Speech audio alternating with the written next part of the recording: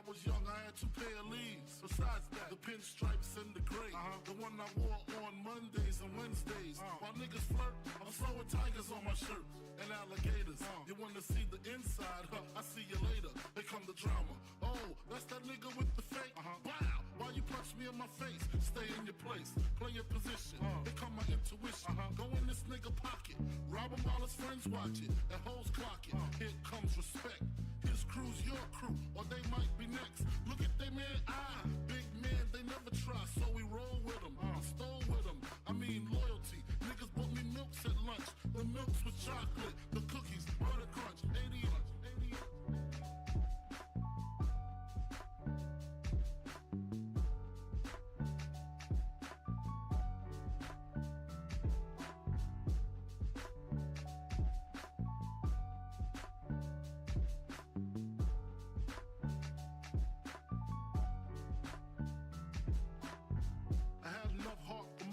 Long as I got stuff for most of them soft. Even when I was wrong, I got my point across.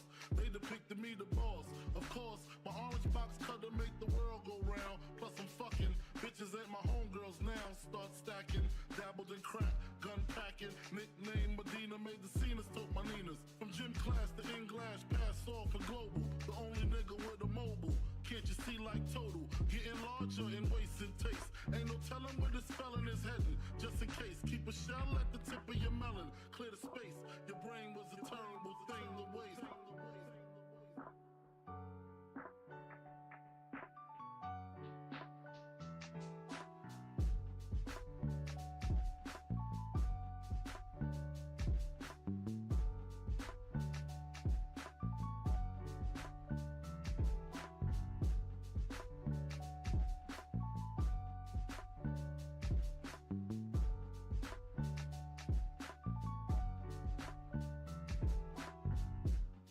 Realizing to master enterprise, and I ain't have to be in school by 10. I then began to encounter with my counterparts to how to burn the block apart. Break it down into sections. Drugs by these selections. Some use pipes, others use injections. Syringe sold separately. Frank the deputy, quick to grab my Smith & Wesson like my dick was missing. To protect my position, my corner, my layer. While we out here, say the hustler's prayer. If the game shakes me or breaks me, I hope it makes me a better man. Take a better stand. Put money in my mom's hand. Get my daughter this college plan, so she don't need no man. Stay far from timid. Only make moves when your heart's in it. And live the phrase, sky's the limit. Motherfucker.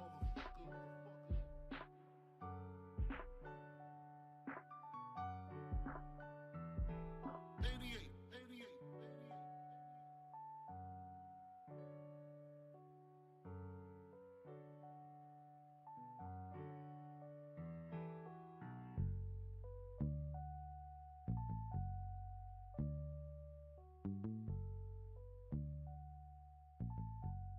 And live the phrase, sky's the limit.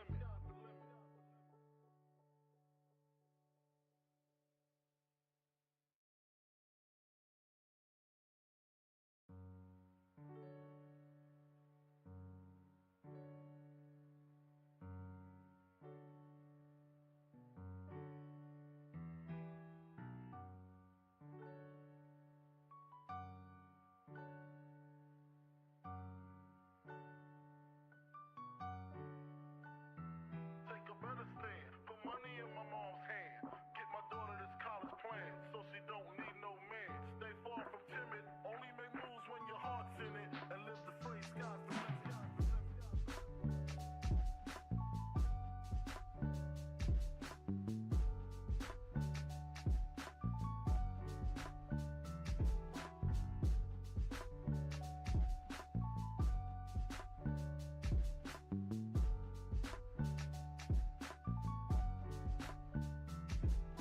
Never been as broke as me. I like that. When I was young, I had 2 pair of leaves. Besides that, the pinstripes and the gray. The one I wore on Mondays and Wednesdays. While niggas flirt, I'm throwing tigers on my shirt and alligators. You wanna see the inside? I see you later. Here come the drama.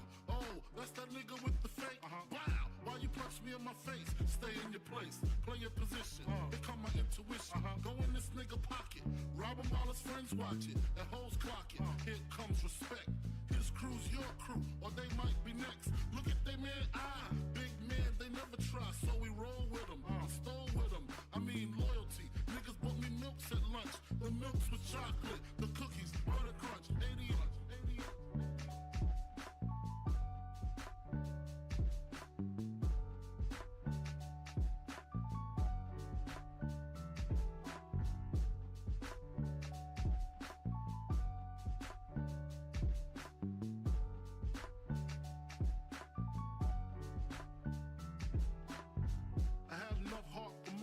Long as I got stuff for most of them solved. Even when I was wrong, I got my point across. They depicted me the boss. Of course, my orange box cutter make the world go round. Plus I'm fucking bitches at my homegirls now. Start stacking, dabbled in crack, gun packing. Nickname Medina, made the scenes, took my Ninas. From gym class to in-glass, pass off for global. The only nigga with a mobile. Can't you see like total? Getting larger in waist and taste. Ain't no telling where this felon is heading. Just in case, keep a shell at the tip of your melon. Clear the space. Your brain was a terrible thing to waste.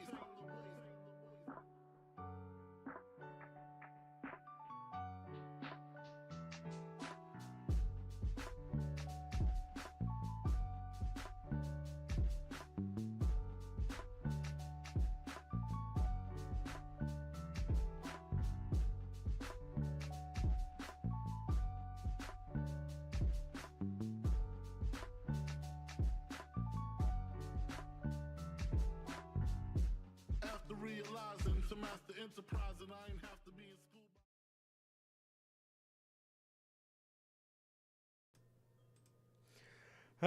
All right, man. Well,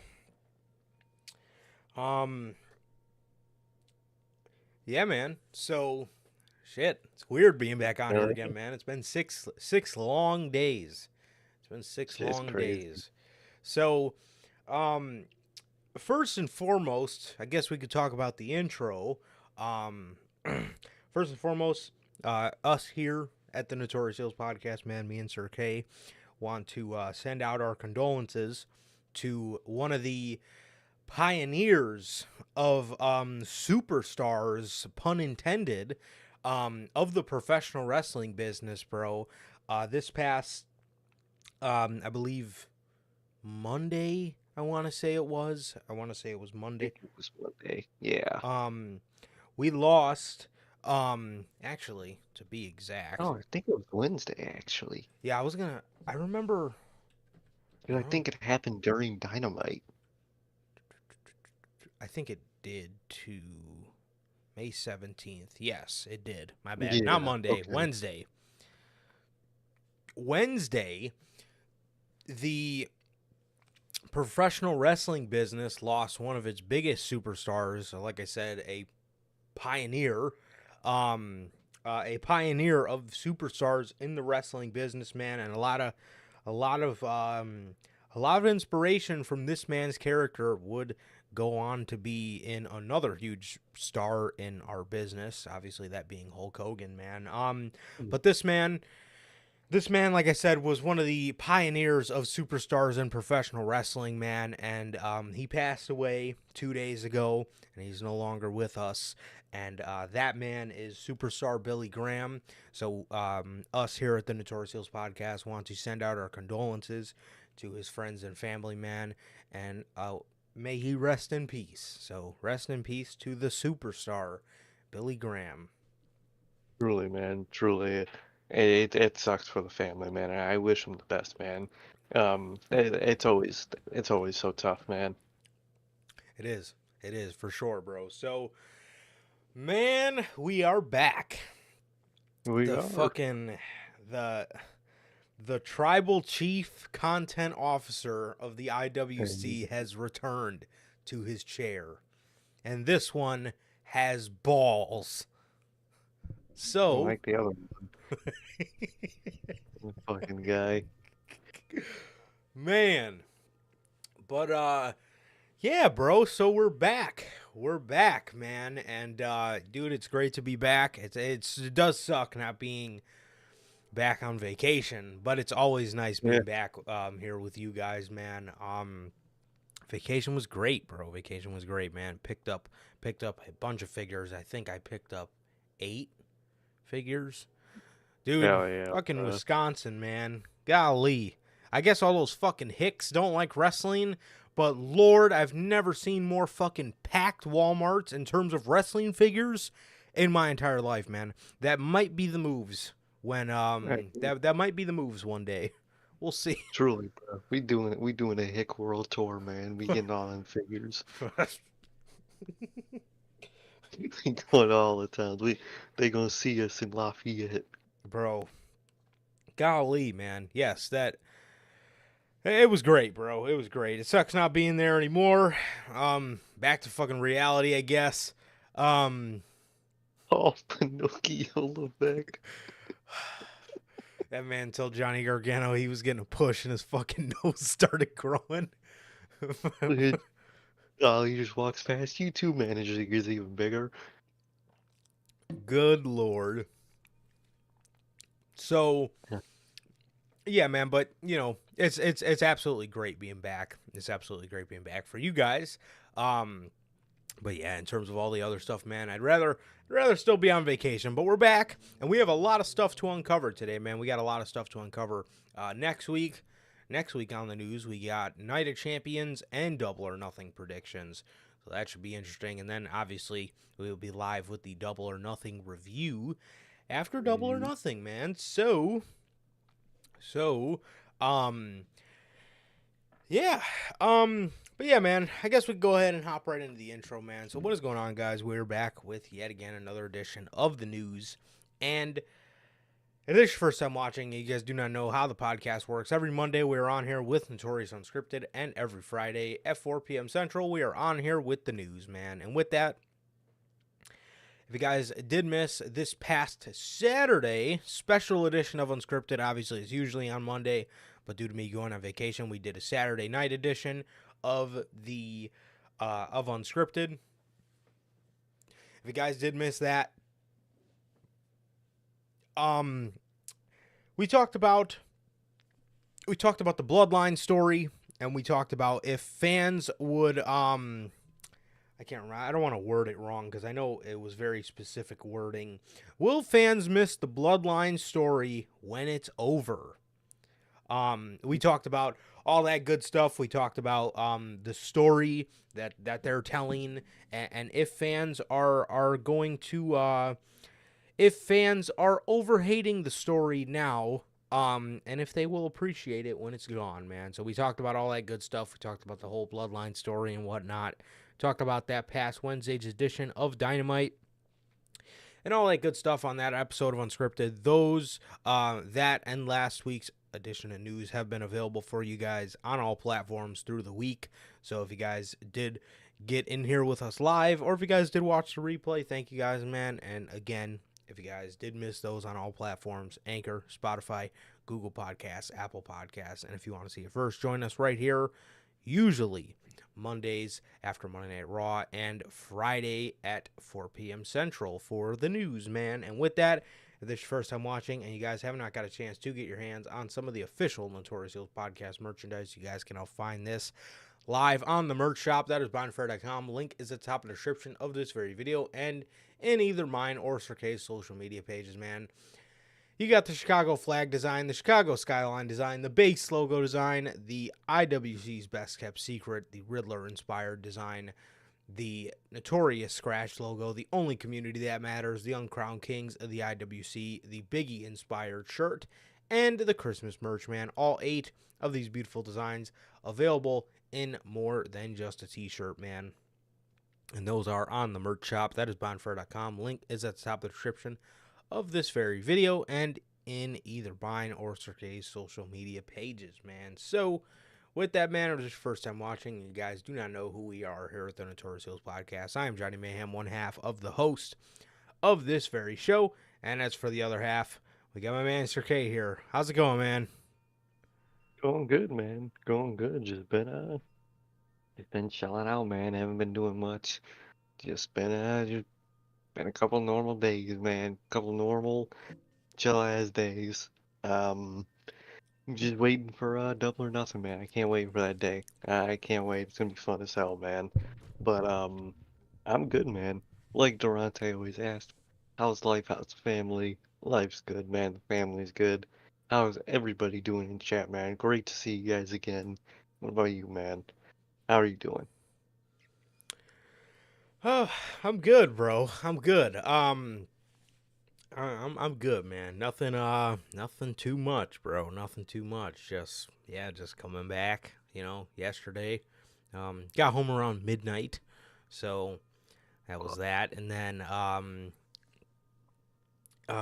so there was that, and then, yeah, man. I mean, everything, I guess, just getting back into the flow of things. It fucking sucks. It fucking sucks. The only thing that's exciting, is being back here. Plus, opening all the figures later should be pretty fun. But Yeah. other than that, man, dude, nothing much, bro. Just had past couple days. Just really enjoyed myself, bro. Really enjoyed myself. It was nice. It was very nice, man. Very very well needed reset, I guess. So, yeah, man, definitely. So. Yeah, but other than that, nothing too much, bro. Nothing too much. All right, man. Well, for the first story of the day, man, AEW Collision. Oh, almost forgot, man. I'm a little rusty. Bear with me.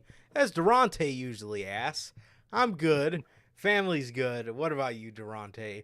Logan, Bell, Pops, everybody in chat. Thank you guys for being here as always. And how the hell are you guys, man? Roger,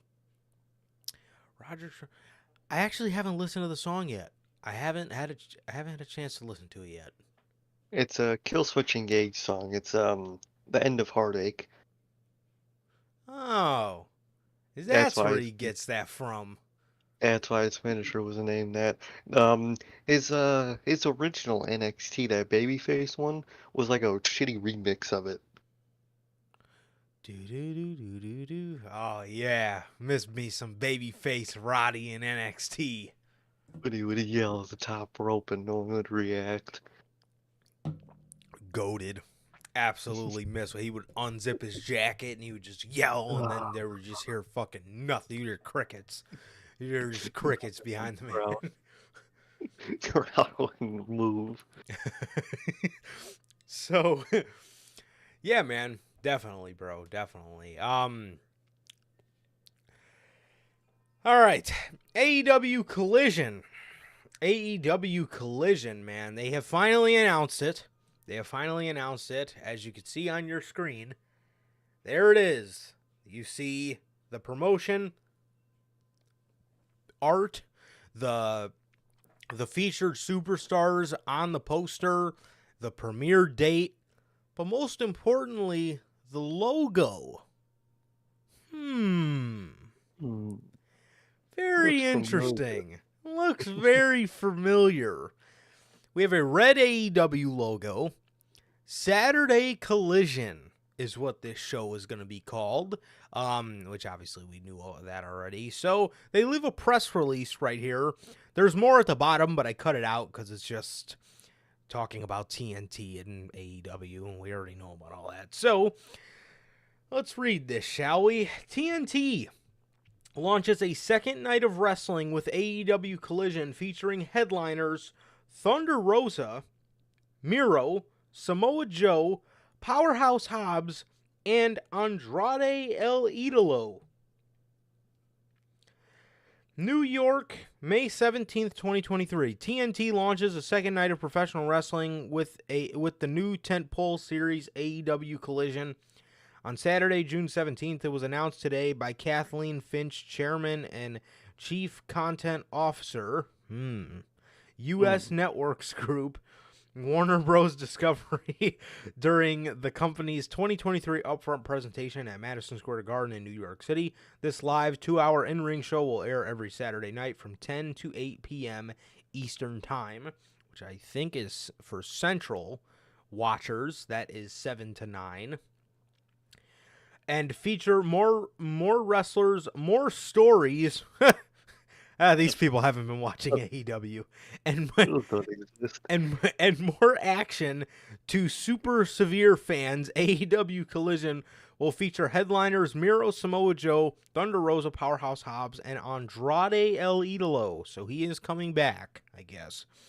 In only 4 years following the launch of AEW Dynamite, AEW's footprint has doubled across TNT and TBS, along with AEW Dynamite, Friday night's AEW Rampage, and the recent follow doc AEW All Access, and now AEW Collision. TNT and TBS deliver the best matches and most entertaining moments in the professional wrestling world today. AEW has reached 23 million total viewers so far this year, and all of it shows on TBS and TNT. We're doubling down with AEW Collision, which gives fans 2 more hours every week, said Jason Sarlanis, President, Turner Networks ID and HNL, and linear streaming. AEW's roster of talent has expanded so quickly. We felt it needed another night to bring our audience the epic rivalries and unforgettable matches and stars they love to watch. Adding Collision to our programming mix on TNT will allow us to satisfy the massive demand we felt from our hardcore fan base, and the ultimate compliment to AEW Dynamite on TBS. With the addition of AEW Collision on TNT, I'm very proud that a Turner Network will be the home of Saturday Night Wrestling for the first time in more than 2 decades, said Tony Khan, CEO, GM, and head of creative of AEW. The debut of Collision is significant across numerous sectors, including television wrestling, entertainment, and sports, and reinforces AEW has the bold property we envisioned when we launched in 2019. Collision will deliver live every Saturday night more of what fans and viewers tell us they want: athleticism, big personalities, exciting storylines, and hard-hitting action, all of which have become synonymous with AEW. I don't know about the story part at this point. I don't know either, man. But look, how are you feeling about this logo, man? How are you feeling about Saturday Collision in general? Although, like I've been saying, I have my gripes with it being on Saturday. Overall, I think they're setting it up pretty well, man. Tony Khan announced a bunch of dates that are all live for the show, which you need to keep doing it live. It cannot be taped at all, No. unless it's like those random necessary episodes that you sometimes have to do like once a year. Right. But don't make that a regular occurrence. But it looks pretty all right, man. I'm digging it, man. I'm digging the roster, man. That's the disgruntled talent roster, man. Even on the poster, man, you see, dude, literally like half of those people at one point were disgruntled talent. It is insane. Yes, But 100%. looks good, man. I love the logo. It looks very familiar. I know Eric Bischoff is not happy, like Durante said. Oh, I can only But imagine. I like it, man. I like it, and I'm hopeful, man. I'm hopeful that it actually like fixes a lot of this company's problems, man, because it has the possibility to do that. Definitely. And Bell, I'm telling you, bro. Yeah, getting back into the news last night when we got home, is rough. And thank you. You guys are the best as well, man. So Exactly. thank you guys for being the best supporters we can possibly ask for, man. So we love you guys, man. But yes, they did announce a bunch of dates. This motherfucker Tony Khan, bro, the premiere date he doesn't announce, but the dates as far in July are announced. This fucking dude, Tony Khan, spanned an announcement 3 weeks now. Holy fuck. Like, dude, everybody fucking knows it's gonna be in the United Center. Dude, the Ticketmaster already leaked. People can already look at it on Ticketmaster. Just fucking tell us, bro. Ridiculous, bro. So, Saturday, June 17th, The location will be announced next week on Dynamite. Oh man, wonder where that's gonna be. Good lord. Saturday, June 24th, it will be in Toronto, the same place that Forbidden Door is the next night. So, June 29th will be in Hamilton, Ontario, Canada. Okay. July 8th will be in Regina, SK. I don't know if that is Saskatchewan. I don't know what that is. I don't know what SK I think is. it is. I think because after Chicago, I don't think they come back to the US until The that last New one. York one. Yep. Yeah. Um, Saturday, July 5th will be in Calgary, Alberta, Canada, and then Saturday, July 22nd will be their return, or the Collision return to the States in Newark, New Jersey. Pretty good dates and live dates, so I mean, great. Yeah, I mean, just great that it's live. So I like the logo, although it looks very familiar to a certain professional wrestling logo that we all that is very iconic. So we all I'm sure you guys can all take a wild guess on what that logo is. The Nitro logo, it looks very similar to that. But overall, I think the logo looks clean. I like the red AEW, like the red AEW, and I like the I red do. vibe, the red and I yellow do. vibe. That looks really good. I like those two colors together, man. They look good. And it separates Dynamite, which is like a reddish, bluish, used to be rainbowish. Hmm. Yeah, definitely, man. So those are the dates for AEW Collision, and it looks like they're all live dates, bro. So that's good. That's good, and yes, I like the way they're setting it up. I like the way they're setting it up, like Sir K was saying, bro. I do. I like the way they're setting it up and making everything out. The roster, I have a little concerns with the roster, with the Hmm. stories we're gonna bring to you, but I hope we're not roster accommodating here. That's Exactly. that's the thing. That's the thing that worries me a little bit. That's the thing that worries me a little bit is I really hope we're not roster accommodating here, because if we are, golly, that's that's a whole different problem in itself. But in terms of the show, man, I mean, they're going to be making a lot of money. They're going to be making a lot of money with this show, so I can see why they did it. I can see why they did it, but I like the logo. I like the setup of the show, and I like the talent that are attached with the show. I think all the talent is great. Again, I just hope we're not roster accommodating, whether it's to CM Punk or whether it's to talent that's just all disgruntled and just want to be on television. That's not really a good thing. That's not a good thing, and that's a whole different problem in itself. It's one thing to want a spot on television. Obviously that's what everybody wants, but it's another thing to, just put all your disgruntled talent on one show. You know what I mean? That makes them look like the fucking misfits of AEW, or the AEW Exactly. unwanted. So Literally.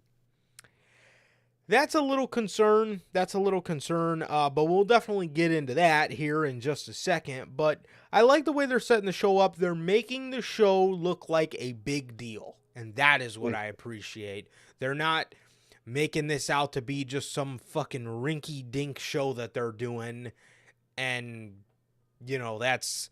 it's just gonna fall into another rampage here in a couple months. They're actually making it out to be a pretty big deal, and they're giving the vibe that they're pretty serious about the show, which is fantastic for us, because the last thing we need is another rampage. So Exactly, man. Exactly. We don't need another one of those, man. So it's good that they're actually portraying it as a good second show. definitely, bro. So Yeah, that is that's the initial announcement for AEW. That is the initial announcement for AEW Collision and all the press releases that they put out. This then sparked a whole bunch of stuff during the week. It was rumors that have been debunked, Instagram stories, beef with Brian Alvarez, removed from posters rumors. I mean, you name it, all these fucking rumors just immediately started flocking back to Chicago Phil, right? Chicago Phil, Medical Bill Phil is here again in the news and rumors again because Punk wasn't on the poster. Then that sparked people to say, oh, well, Punk was removed from the poster. Then there was rumors that he was upset with AEW because they're not bringing Ace Steel back. Then that turned around into a whole nother thing we're probably going to go over next, that Ace Steel's been back with the company quietly. They quietly rehired him. Then Punk got into a beef with Brian Alvarez. He's making IG stories again. Bro, Phil, I love you, dude. I Phil. And I know, and I know that you just want to defend your name if stories are wrong. If stories are wrong, I know you just want to defend your name, but honestly, bro, sometimes it's just better to shut up. I mean, that, or which would be really nice if he shut up for once in his life, but that, or just be completely and utterly honest. Don't be vague. Don't just say, oh, say what's not true. Be yes. completely honest with us if you're gonna fucking talk. Either talk about everything or don't talk at all. That was the other thing that pissed me off, dude, is like, there's a lot of misled information. What? What? About? Be 100 exactly. I totally agree with you there. Either you're gonna come and be upfront with everybody, or just don't fucking say anything at all. Like, just stop. Because when you just say, "Oh yeah, that's misled," it makes it look like you're trying to fucking cover your tracks. Whether it's true or not, that's how it looks. Yeah, and you say shit like that. Like he said, what he just said. Some people think, oh, is he talking about the elite? He's probably not at all, but it makes people think, and that just starts a whole nother fucking wheel. Yes, it gets a whole nother wheel turning, bro. Dude, there was so much stuff. There was more Instagram stories, and pretty much all those rumors are just stupid to go over now. But I told you guys what they are. He was upset with AEW because they were going to bring Ace Steel back, but they never did. And then he was pissed off, which not only did he come out and say that was all bullshit, but, then we got the news that Ace was rehired. So there's that. And then there was the rumors that he was upset with AEW, and Warner Bros. Was hopeful that they can work things out because they were excited to have him as a cornerstone for a Collision. Then there was a rumors he was removed from the poster, but then another rumor came out that said that he wasn't supposed to be on the poster at all, and he wasn't supposed to be on the poster at all, and he was just simply being kept a secret. So much shit. And so much of it has been debunked, but those are pretty much everything going around with Phil the past couple days, man. And then, like I said, there was the beef with Alvarez where he told Alvarez to stop fucking talking to him or stop fucking talking about him. Alvarez came out and put the guy on blast that fed him that story, which that is the one thing that I do feel bad for wrestling journalists a little bit. Is sure their stories are bullshit sometimes, but sometimes the people fucking feeding them the stories are the bigger idiots than they are. They just take the hit for it. Literally, man. It's like, what do you gain from just telling people wrong shit? Yeah, exactly. It makes no sense. It makes no sense whatsoever, man. But There was all that, and again, dude, either you make your fucking Instagram video and be 100% honest on what's not true, and go into specifics on what's not true. You don't even have to put anybody on blast. If you don't even want to say the actual thing that is true or whatever, don't fucking say it. But at least be like, this isn't true, that's not true, da-da-da. Just don't come out there and saying fucking, oh, there's so much misled information, because then, oh, is he talking about the elite? Is he talking about... Dude, it gets a whole nother fucking wheel turning, and it just turns into a whole mess. And again, either you're going to say what you got to say, or don't say anything at all. Exactly, man. And that man, Phil, only does the in-between, man. He just says vague bullshit online anytime he fucking speaks. It's like, dude, just sit back and just wait to get that pop when you come back, man. So you gotta explain it to us on the mic, on television. Yep. Absolutely. Absolutely, man. So, there was obviously the big rumors that Punk was fighting with AEW again. They were on bad terms again because Ace Steel, they told CM Punk that Ace was going to be rehired, or Punk was under the impression that Ace was going to be brought back with them. Then, now they're not bringing Ace Steel back, and Punk is all upset again. Well, then that completely got debunked because AEW has secretly rehired Ace Steel months ago. House of Wrestling report... What were you going to say? No, go ahead. House of Wrestling reports that AEW actually rehired Ace Steel several months ago. He hasn't been working backstage for the company, but he has been getting a paycheck. House of Wrestling can confirm that Ace was rehired by AEW several months ago, but has not been working in the backstage area. Steel was terminated by the company shortly after the locker room altercation following AEW All Out, but was rehired shortly after. CM Punk's big hang-up with AEW was with his AEW return concerned Ace Steel. Tony Khan stated Steel wasn't allowed to attend Collision tapings because that caused a rift in the deal. Only time will tell if AEW and CM Punk can work out a deal.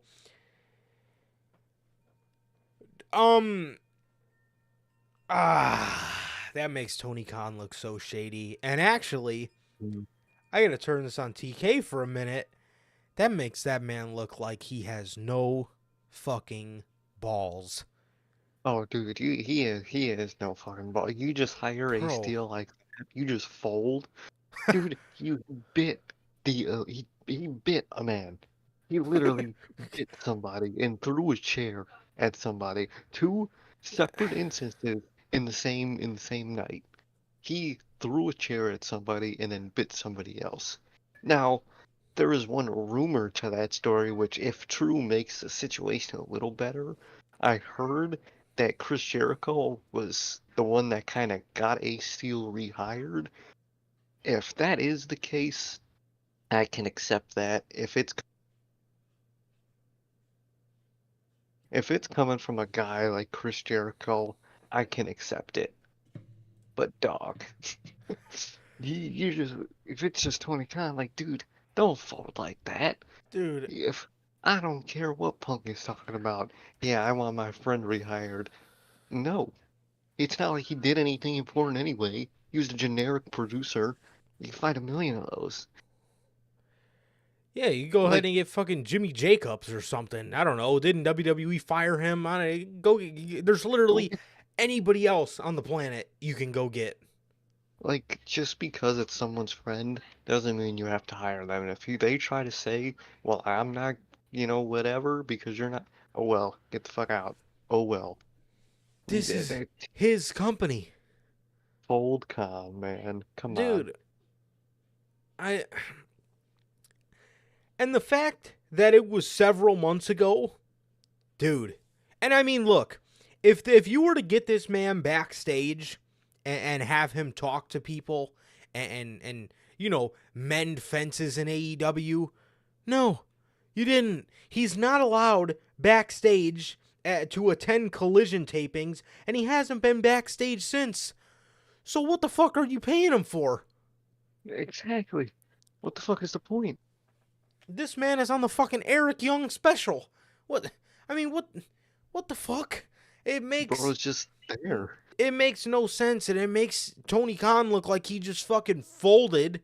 You know, it makes him look like he has no fucking balls, and it's like, okay, if Chris Jericho did get him rehired, you know, to maybe mend the fence with him and Punk, dude, at least get him backstage so we can get him around, people and have him talk, maybe have him talk to the elite. I don't know if they can legally, or just kind of have him mend those fences again. I mean, after all, at least just have him go fucking tell Kenny and Nick Jackson, I'm sorry for biting you and throwing a chair at you. And, but even at that, I mean, why was this fucking guy brought back? And it's like, it's just like, what the fuck? Like, what are we doing, bro? Well, like, Just for dude to just collect a check? Fuck him. You fucking bit somebody, dude. You do not get your job back. and if you do want to bring him back, you wait right until CM Punk comes back. You make him sit at home and think about it. Think about it. Exactly. You're not allowed at TV if Punk ain't there. Give him that. You can't be here. Because apparently I heard he's been working remotely. What? Why, dude? Why go through all this trouble for this guy just because he's somebody's friend? They need to cut that shit out. They're elite too. Just because you're friends with the guy doesn't mean he gets a fucking job, man. Yep. Absolutely. Absolutely, man. So, I don't know, man. I don't know. Completely ridiculous that you secretly rehired the man. I don't know if this is just secret from fans or secret from talent, but dude, if this was secret from talent as well, you're already starting off on the wrong foot, and it's really making me scared for this man's inevitable return. Punk, I mean, and Ace as well, but it's making me a little scared, man, because again, I don't, if it was held from the talent, that is just not okay at all. No. Okay, dude, imagine a guy bit you and threw a chair at your homie, and then you find out on Twitter that he was secretly rehired. Meanwhile, you probably walked past Tony Khan hundreds of times. You probably had conversations with the man since that happened, and he never said a fucking word about that. Situation. Exactly. I would be furious. I'd go bite him back, dog. I'd go do it. Bro, just walk. It's just his I'm first biting day his back, and fucking Kenny just runs up to him and just fucking starts biting his arm. Oh, like, dude, you don't. That's really annoying that they rehired his ass. It really is. It really is. And I mean, you know, if the talent knew about it, that's one thing, you know, and if the talent are okay with it, or at least they don't even have to be okay with it, bro, but at least if they were smartened up, you know, that's one thing. But I'm telling you, bro, if you kept that from the talent, that is mad fucking shady. That is mad shady of you as a boss. Oh, it's really fucking bad, man. You cannot do that shit. Absolutely, bro. Absolutely. So, with that, another story that scares me about Collision. AEW arranged Collision to roster accommodate CM Punk. Yeah. Dude, just why? I mean, really? So during the Wrestling Observer newsletter, what's that? Stop accommodating people, man. Yes. Seriously. Seriously, bro. So during the Wrestling Observer Radio, Dave Meltzer mentioned that several stars were chosen because of their positive relationship with intended star CM Punk, despite rumors Punk's announcement as a part of the show did not materialize.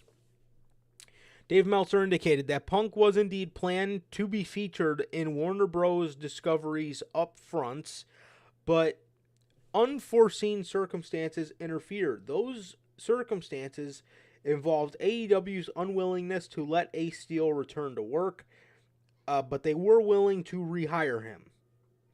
Powerhouse Hobbs is marked as a potential star of the show. Hobbs and FTR were also picked due to their close relationship with Punk.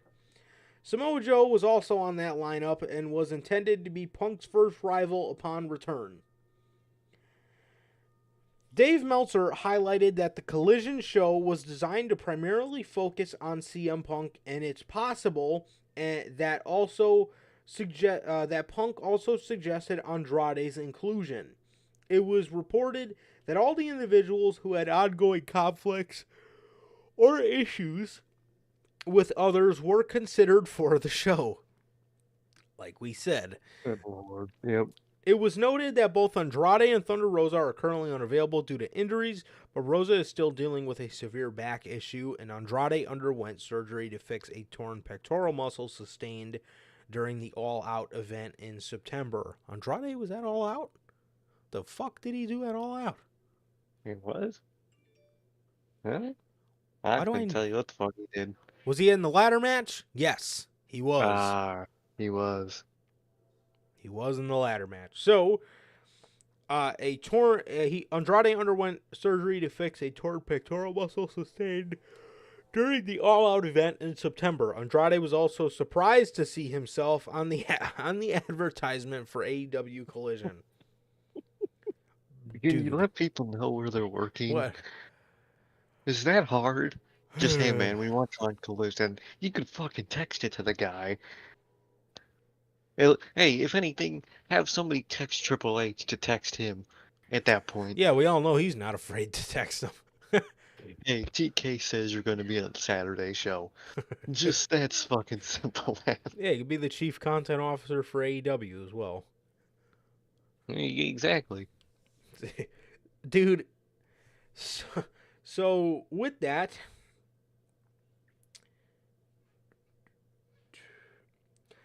CM Punk reportedly wanted FTR and Andrade for the Collision debut. Yeah, so that was, I swear to God, you get a job. You get your job back. You know what? You're friends with him. You get a job too. Seriously, bro. So, yeah, that is, that looks like, especially with FTR going, it is the most obvious thing ever in terms of, like, we'll put you with your friends to keep you happy, and then we'll just keep the AEW OGs on doing their own thing, and then we'll probably put, like, MJF and Darby Allin on both shows because they don't really mind working with anybody, even though they're the young guys that... The youngest ones are the fucking most civil back there. The ones that just go do their own thing. Good Lord. Dude, this is the thing that is annoying about AEW. And it was fun when it first started. And it was fun when it first started, because it just gave a very family atmosphere. You know what I mean? And also they didn't really have much of a roster. But I mean, dude, the more egos you get involved in this kind of stuff, bro, roster accommodating and all friends wrestling looks ridiculous. It looks absolutely ridiculous that you can just be brought back for doing whatever because you're friends with CM Punk, and let's basically let one guy And let's build a show around one guy who, let's not forget, is very injury prone. I love CM Punk and I want to see CM Punk back. We all know this. I've said it multiple times. I want to see the guy finish his story out the right way. But let's think about this realistically here. We're building our show around one man who is very injury prone at his age. I mean, let's be honest. Someone who can crumble at any time. Any point he could just fucking not be able to wrestle ever again. One wrong move. Yep. You're building a whole show around him. That is not a good plan. And, you know, if you want to build a show with him as your cornerstone, sure. But letting him pick the roster up, letting him pick and draft the whole roster damn near is ridiculous. You might as well hold a Dynamite called the Dynamite Draft, and you have a fucking Elite podium, and you have a CM Punk podium, and they come out and draft their own rosters. You might as well at that fucking point. Both are being so immature about the fucking situation. With the next pick, the Elite draft fucking Darby Allin to Dynamite. And with the next pick, CM Punk drafts FTR to Saturday Collision. I mean, come on, bro. Bro, come on, man. Just, yeah, I get the main people, like Elite and Punk, if you are really gonna fucking do that, which they obviously are. The rest of the rosters, book it to what you want on TV to happen. You want these two to be in a feud? Put those two on the same show. Not because they're friends with this person, but because it's what you want to do as a company, bro. Yep. Fuck their feelings. Yeah. I mean, it's ridiculous, dude. It's like, you know, their feelings, and we all have them. But if you can't fucking put them to the side to go to work, and you need, you know, and you need to damn near pick your entire roster just to come back, well, you're not even back yet. You ain't even back yet, and you still picking and choosing, bro. Like Bell said, on that media scrum, he was talking about the company like he was the fucking CEO. He was. Who the fuck are you? He was. He's sitting next to Tony Khan saying, we got a fucking business to run here. What? I got this $1 million. Bro, you ain't do shit. Yeah, they're trying to jeopardize the first $1 million gate I got. Who the fuck are you? You do know this company has been on an upward trend way before you were here, right? Exactly. I mean, bro. I love Punk, but it's the fucking ego that just is so frustrating sometimes. It is, man. It is, man. Sometimes, although after he came back, I remember before he came back, I had the statement of, it might be better if the CM Punk return never happens. Might be better as a what if. Not in terms of on TV, but in terms of backstage wise, that the statement's becoming more true. We did always say that. And it's like me and you were saying that for years. And it's so true. Like the on TV stuff, it was flawless. It's the backstage stuff, and it's everything but the in-ring shit. I mean, obviously injuries, you know, definitely have halted, have definitely put a little bit of a black eye on the return. So I guess that in terms of in-ring stuff, but as far as like his feuds and his promo work and like some of his matches that he doesn't get injured in, they've been great. I mean, shit, even the one with Jon Moxley that he did get injured in was pretty fucking good. So yeah, there's that, man, but it really is just the backstage shit that just fucking kills it, bro. He's been a fucking egomaniac. Yes, I mean, it's ridiculous, bro. It's ridiculous. And then, I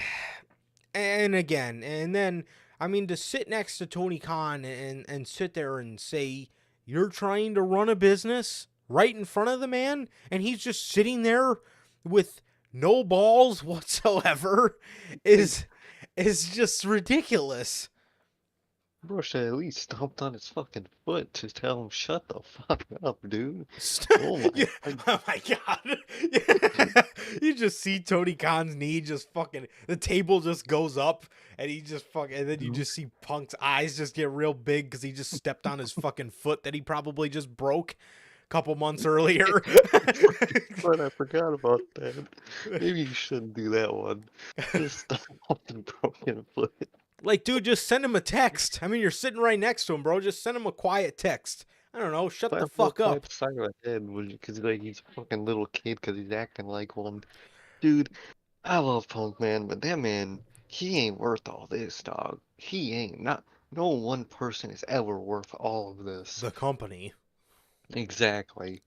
So, and that's an interesting statement, Belle, because she says, genuine question. Do you guys think he realizes he's kind of proving WWE right in terms of backstage stuff? You know, like Sir K said, man, he's absolutely have proven WWE right when they said, well, when he goes to AEW, he's their problem. It's their problem, all right. Yeah, they were definitely fucking right about that. I mean, in terms of the in-ring content we got from him, though, like I said, promos and matches and stuff, dude, That was amazing. yeah, they were wrong as far as that is concerned. But in terms of Punk, backstage, they were absolutely right. And it's crazy because just a couple weeks ago, this man Chicago Phil was trying to mend fences with everybody. So. Is it gonna mend the fences, but he don't want to see you every fucking time he goes into work. Yeah. So, yeah, man. AEW Collision is creating a roster split for the company. AEW talent might not have been invited to the Warner Bros. Discovery's upfront presentation, but the company is still expected to be a big focus during the event at the theater at the Madison Square Garden. A new show, Collision, is coming to TNT every Saturday, and CM Punk is expected to be a part of that show. Sean Ross Sapp, behind Fightful's paywall, noted that AEW Collision is going to be announced very soon and is going to be, so obviously this was before it was officially announced. AEW Collision is going to be announced very soon. With that will come a bit of a roster split. At this time, it is believed that there will be a soft roster split for the new show. As of last week, it was believed that there would be a soft roster split for AEW and Collision. This would allow talent that didn't get along to work shows when necessary without the likelihood of conflict that we saw a lot of backstage in AEW in 2022. However, instead, we're told that the talent hard brand split with the expectation of many AEW champions. We've been told that there will be additional exceptions here and there. We have not learned. God damn it! I lost my fucking place.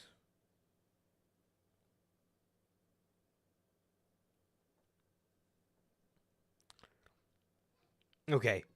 However, I'll just go back a little bit. However, instead, we're told that the talent are expecting a hard brand split with the expectation of many AEW champions, with the exception of many AEW champions. We've been told that there will be additional exceptions here and there. We have not learned how exactly the split will be determined, if there will be a draft or how they will work it out. However, the working plan as of this week is a firm brand split with some rare exceptions. Those we've spoken to said that bringing back several previously absent talent was planned out, and they were told that it was strategic timing to go along with the new show. In addition, talent that naturally need more television time. Several returning talent look to benefit from this move. It was also noted that the working plan is to film AEW Rampage and AEW Dynamite tapings, and Collision will be filmed with ROH tapings. That's actually not a bad system. That's not bad. Yeah, those that we've spoken to have said that those that we've spoken to say that there looks like some WCW Nitro influence to the early graphics tied to Collision. Well, no shit. No more than influence at that point. But yeah, man, it's believed now that there's going to be a soft roster split, but apparently the talent is hoping for a hard brand split.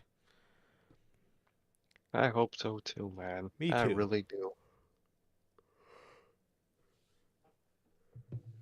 Absolutely, bro. I mean, they literally have more than enough championships to do it. The only thing that concerns me is how they will go about a second world championship. Exactly, man. I wonder how they're gonna do that, if they're gonna do that. Because if they said they're gonna make exceptions, I think for at least the start of it, MJF is definitely gonna be one of those. Yeah, definitely. And yeah, man. So that is the news on a roster split for that is the news on the latest update on a roster split for AEW Collision, and on to some good news for AEW Collision. The last piece of news we got for it. Bryan Danielson has a new role in AEW. According to Sean Ross Sapp behind Fightful's paywall, Bryan Danielson will be helping out with the creative aspect for the Collision brand. This is similar to what he did in WWE, as Danielson was on the SmackDown creative team for a while during his last run with the company.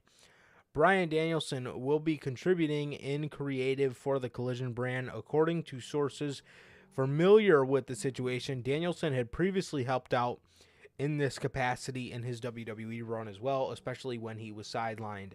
Those that we spoke to those that we spoke to that worked with him had great things to say about him and his demeanor when helping in WWE. It was also noted, and QT Marshall comprise the team that largely are set to put these shows together, with Marshall and Dutt contributing heavily.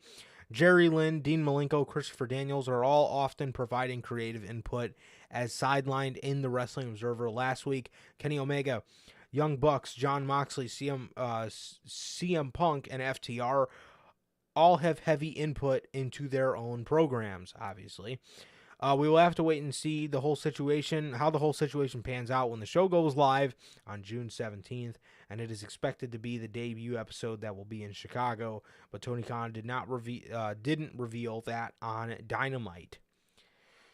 So I guess in turn, we got news on Bryan being in creative, and I guess Tony Khan's creative team, if you can call them that, TK, Pat Buck, Will Washington, Sanjay Dutt, and QT Marshall. Good Lord.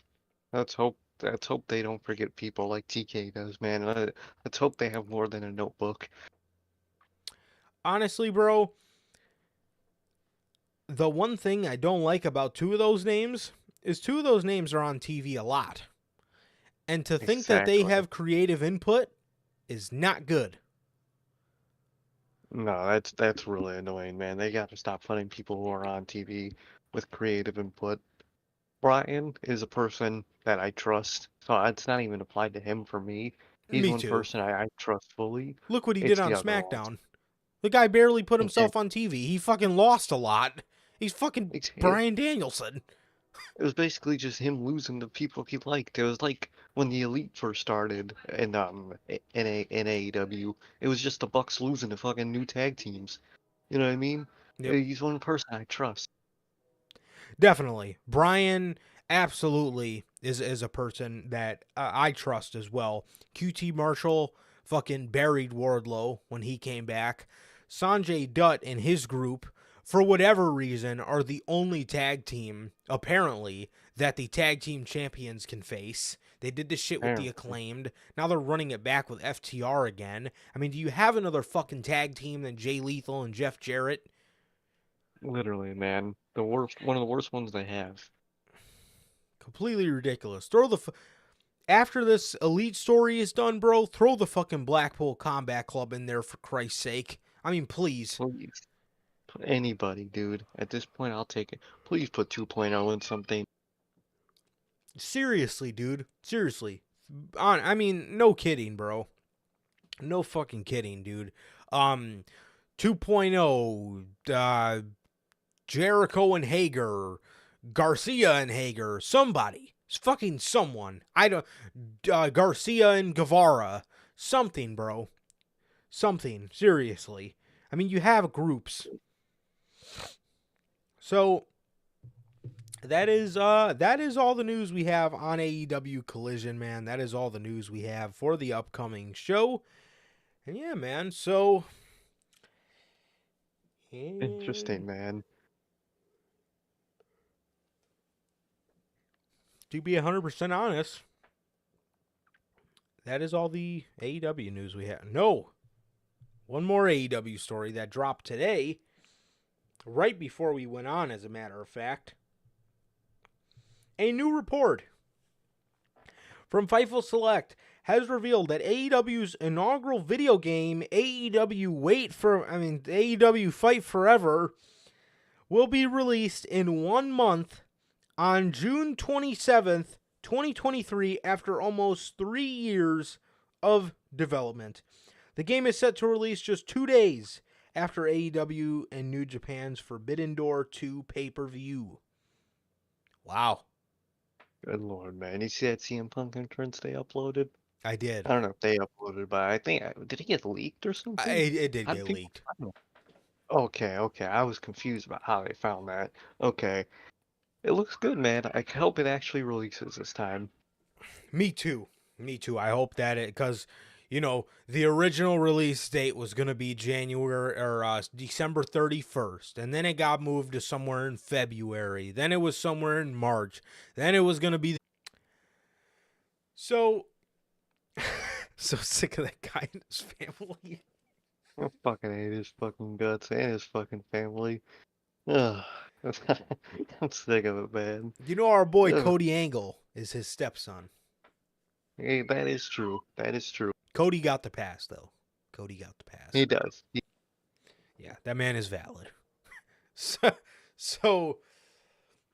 that is all the news. Now that we got that out of the way, that is all the news for AEW, and hopefully we only have to wait 1 more month, bro.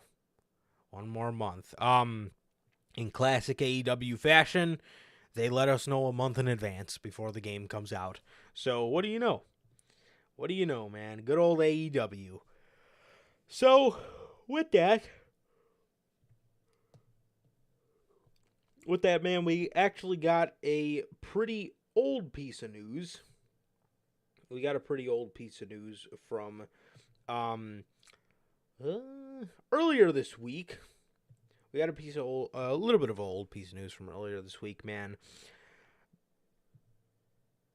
Several WWE superstars are set for revamped entrance music. No. Oh, fuck. Yeah. With the other news about certain other people making music in that company, it might not end up being as bad, but still, shit don't need to be changed. Yeah. So, WWE's entrance music used to be done by Jim Johnson, but the company parted ways with him after over 20 years of service. Other people tried their hand at making WWE entrance music, including CFO Money Sign, because they broke up. Is that why they stopped making music? Damn, that's crazy if that's the case. Damn, what happened? How do you get beef over wrestling music? Wow, that's crazy. I never knew They that. really had that CM Punk arc. They just started beef. Seriously, bro.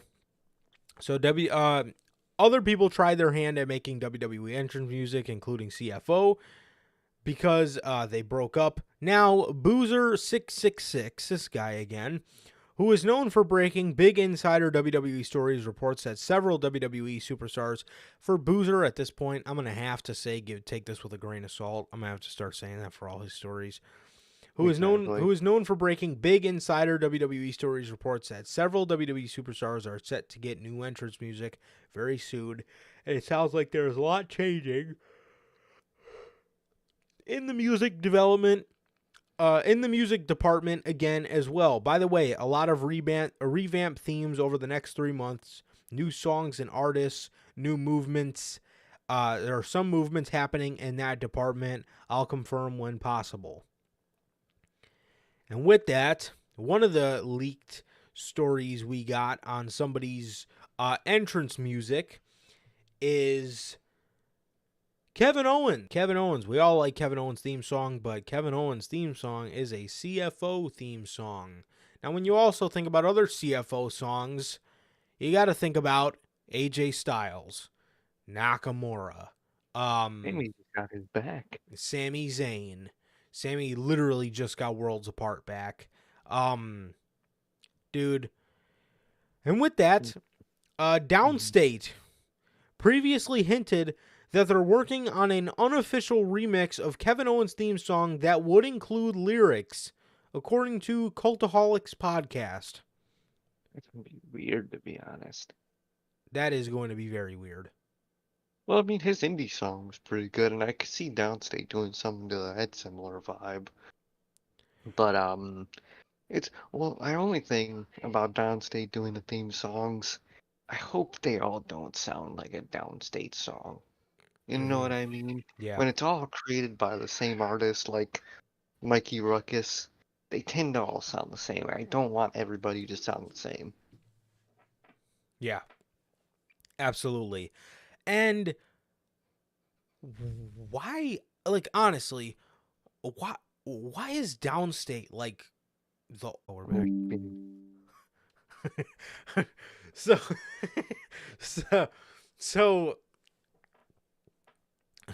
so yeah, man. Yeah, I don't know why they have to make everybody's theme song. I mean, they have good music, but it's just like, does everybody have to come out to them? I don't know, man. Yeah, it's not so. One thing I like, they always had a diverse catalog. Definitely, bro. Definitely, they definitely they definitely do. Are you talking about WWE or Downstate? WWE. Gotcha. Yeah. Oh yeah, for sure. But yeah, man, I don't know. It's going to be weird, bro. It's going to be weird not seeing Kevin Owens coming out to that theme song, and I am genuinely scared for some other people. It really is. Like, dude, AJ, I don't know why that one scares me so much. Him and Nakamura are the two I'm dreading the most. Yes. Absolutely, bro. Absolutely. I mean, here, let me look up CFO money sign. Gotcha. Yeah. Catch Your Breath by Finn Balor. I mean, he just used that. Glorious Domination.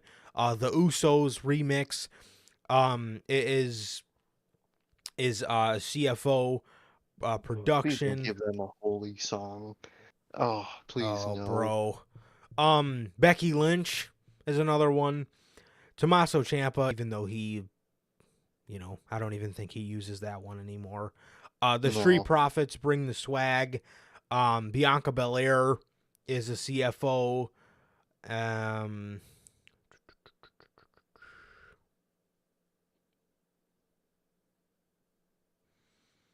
I think that might be it for the American Alpha theme song.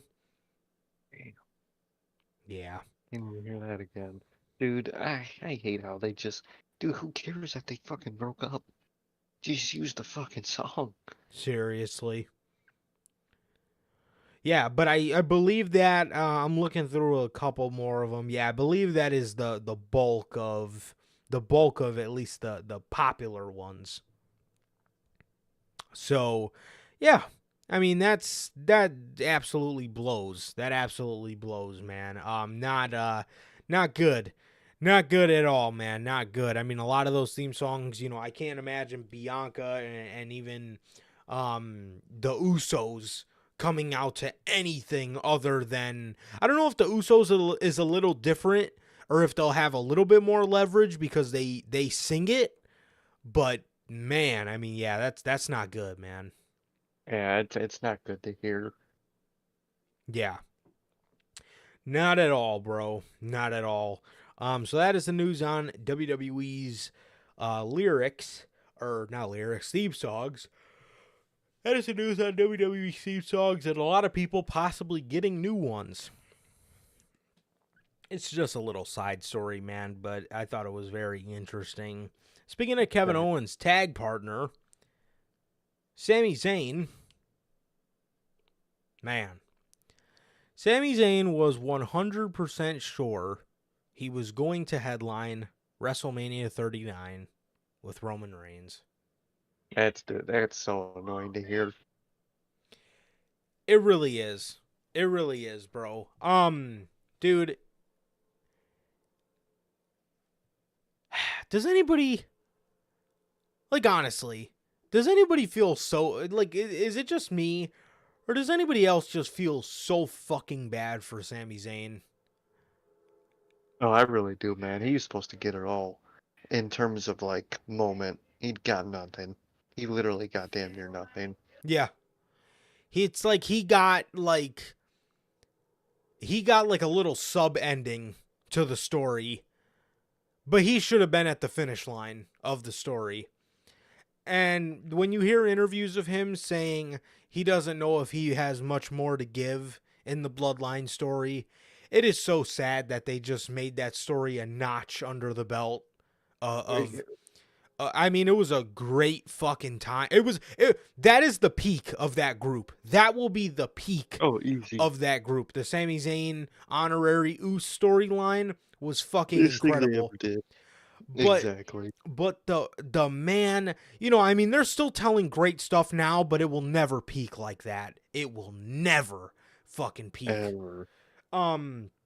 Like it did when they had the honorary Uce in there, bro. But God, I feel so bad for him, man. I mean, everybody wants to talk about how fucking bad we feel for Cody Rhodes, but I'm sitting here and I feel for fucking Sami Zayn because he should have been the end game of that storyline. And at least the way it's looking, man, it could look like he ends up just being a notch under the belt. And dude, if they fucking even contemplate having Roman Reigns and Solo Sikoa beat them, bro, whew. Yes, dude, I would be furious. 100%, Durante. I 100% agree with that. Sami Zayn should have beaten Roman Reigns. It's and the fact that people genuinely wanted to say that he wasn't believable, you are absolutely ridiculous because you are the same people that were clamoring for Daniel Bryan's rise. So I don't want to fucking hear it. Exactly, man. Exactly. It's just fucking infuriating. And Sami Zayn should have been the one to end that. To end at least one of those title reigns, man. Mm-hmm. And he literally just got scraps. And it's so disappointing. Yep. He was in that company busting his ass for years. And then no one gets anything. Not even Cody. Cody didn't even get anything. Nobody got anything. Yeah. It's insane. Yeah. Yeah, man. I mean, it just it's very sad. It's very sad. That is true. That I can't be mad at that either. The other end game is Jay and Roman. Obviously, that's back to where we all started. That's the right way to end the group. But in terms of to begin the start of the fall of the bloodline, it should have been Sami Zayn. It should have been Sami Zayn. Yeah, if I was booking it, man, the fall of the title reign would have been to Sami, and then just the entire fall entirety after Sami wins that title would have been Jey Uso to Roman Reigns. Yes, because Jey Uso would have been the nail in the coffin. Yeah, because with Jay, I like ending it. I like ending the bloodline with Jay because that is, like I said, that is right back to where we all started. Roman's first challenger, his first feud to start and form the bloodline was Jey Uso. And it's not to say that Sami Zayn is, bad now, because I'm starting to hear people say now that Sami was never the guy anyway, and all this other bullshit. It's not that he's doing anything bad, it's just not his max potential. Exactly. Definitely, man. So, he goes on to say in this interview, man, he, while speaking on the Mark Andrews My Love Letter to Wrestling podcast, Zayn stated that he was certain he was going to headline WrestleMania 39 with Roman Reigns. He says, so there was a time period from Survivor Series 2022 and building into the Royal Rumble, and especially right before the Rumble, and right after the Rumble, I thought 100% it could go to me and Roman at Mania, and that it would be the best story, but at last, it wasn't meant to be. Damn. That's horrible, man. It should have. For fucking Cody. And And again, they didn't even go with Cody. and they That's the thing yeah, that kills me. If they would have went with Cody, all right, sacrifice. If you had to choose one, either choices are good. But they didn't even do it with Cody. Cody didn't even win. He just lost.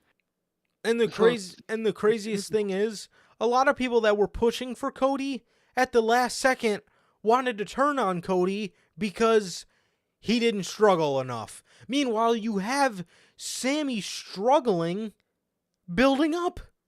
But he's not believable, man. He isn't believable. Those fucking fans made no goddamn sense in that build up to Mania.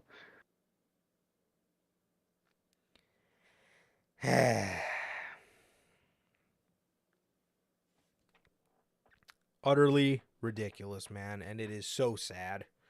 It is so sad, bro.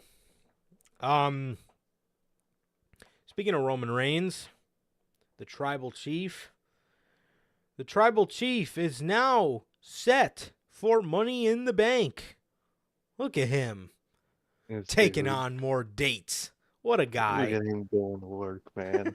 I show up to my job when he shows up to his. Fucking hey. Yeah, I know. And the fucking wages are way different here. Yeah, if I got his fucking wage, I'd be showing up way more. I'd be there every fucking week.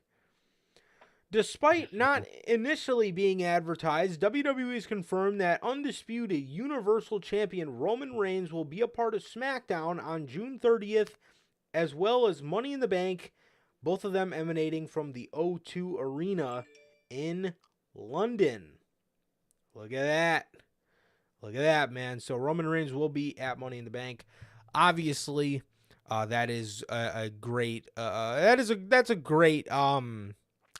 great piece of news. That's a great piece of news, man. He's showing up.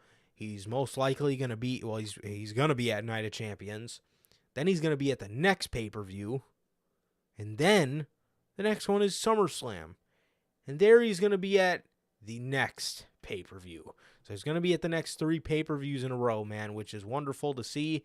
And if this is the last title reign, or if this is the last year of his title reign, rather, this is the perfect way to go out, man. Just go balls to the walls. Do everything you possibly can, because you're never going to get a run like this ever again. So, it's nice to see him going about it this way. Whether he was forced into doing it or not, we don't know. But it's nice to see, though, man. It's nice to see. So, yeah, man. Oh, there he is. He's back. Yeah, man. But I don't know if could you hear me? Yeah.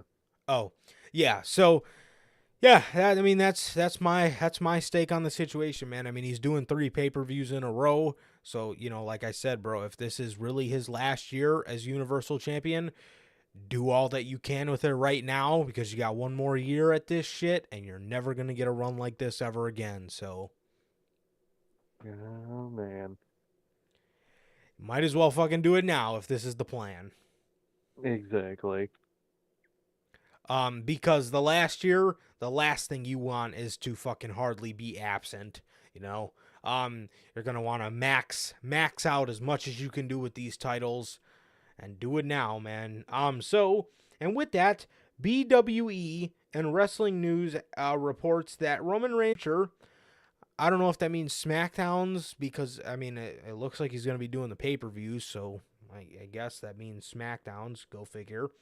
In the Shocker. near future, as he prepares for what will hopefully be his rise into Hollywood. You knew this was going to happen, bro. Happens to all of them. I, I hate to be that guy, to be honest, but he ain't really that good of an actor.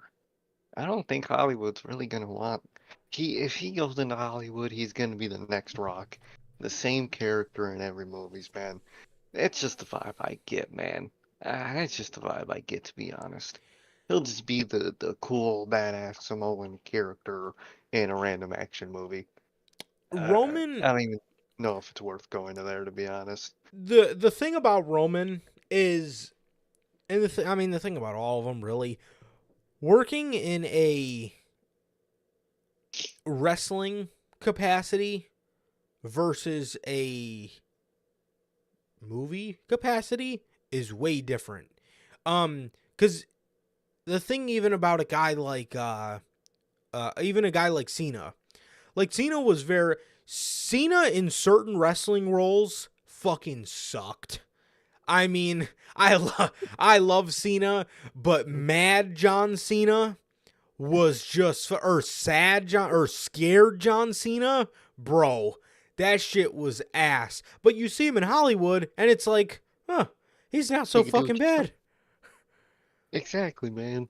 Just the thing is about all the wrestlers that went to Hollywood, the only two that are actually good overall are Cena and Batista. Mainly Batista. Batista's fucking great. He's the best one out of all of them. Batista's He's really a good. genuine actor. Cena is great. He's awesome in itself, man. You put him in some type of comedic role, he excels, man. That man is fucking hilarious. The Mm-hmm. Rock plays the same god. He just plays The Rock in everything. Dude blows overall. And I don't think Roman's gonna be as bad as The Rock, but I don't see the appeal in Roman going to Hollywood, man. I really don't. Well, I mean, if it's anything about his first run in Hollywood, I mean, he was fucking throwing axes at fucking cameraman, so. He fucking botched in a movie role and threw an axe at a cameraman. You fucking idiot. um, And he hasn't been in a movie role since. so the. That's the best part. That so, motherfucker was never invited back. so the thing is, The Rock. I don't mind The Rock as an actor, but I do see what you're saying in terms of he does kind of play the same character. He just plays like this. Either he plays like this, like, I've seen him play in like movies where he's just like this badass Samoan character, or like it's these movies where he's like this like sad guy looking for like a redemption type thing.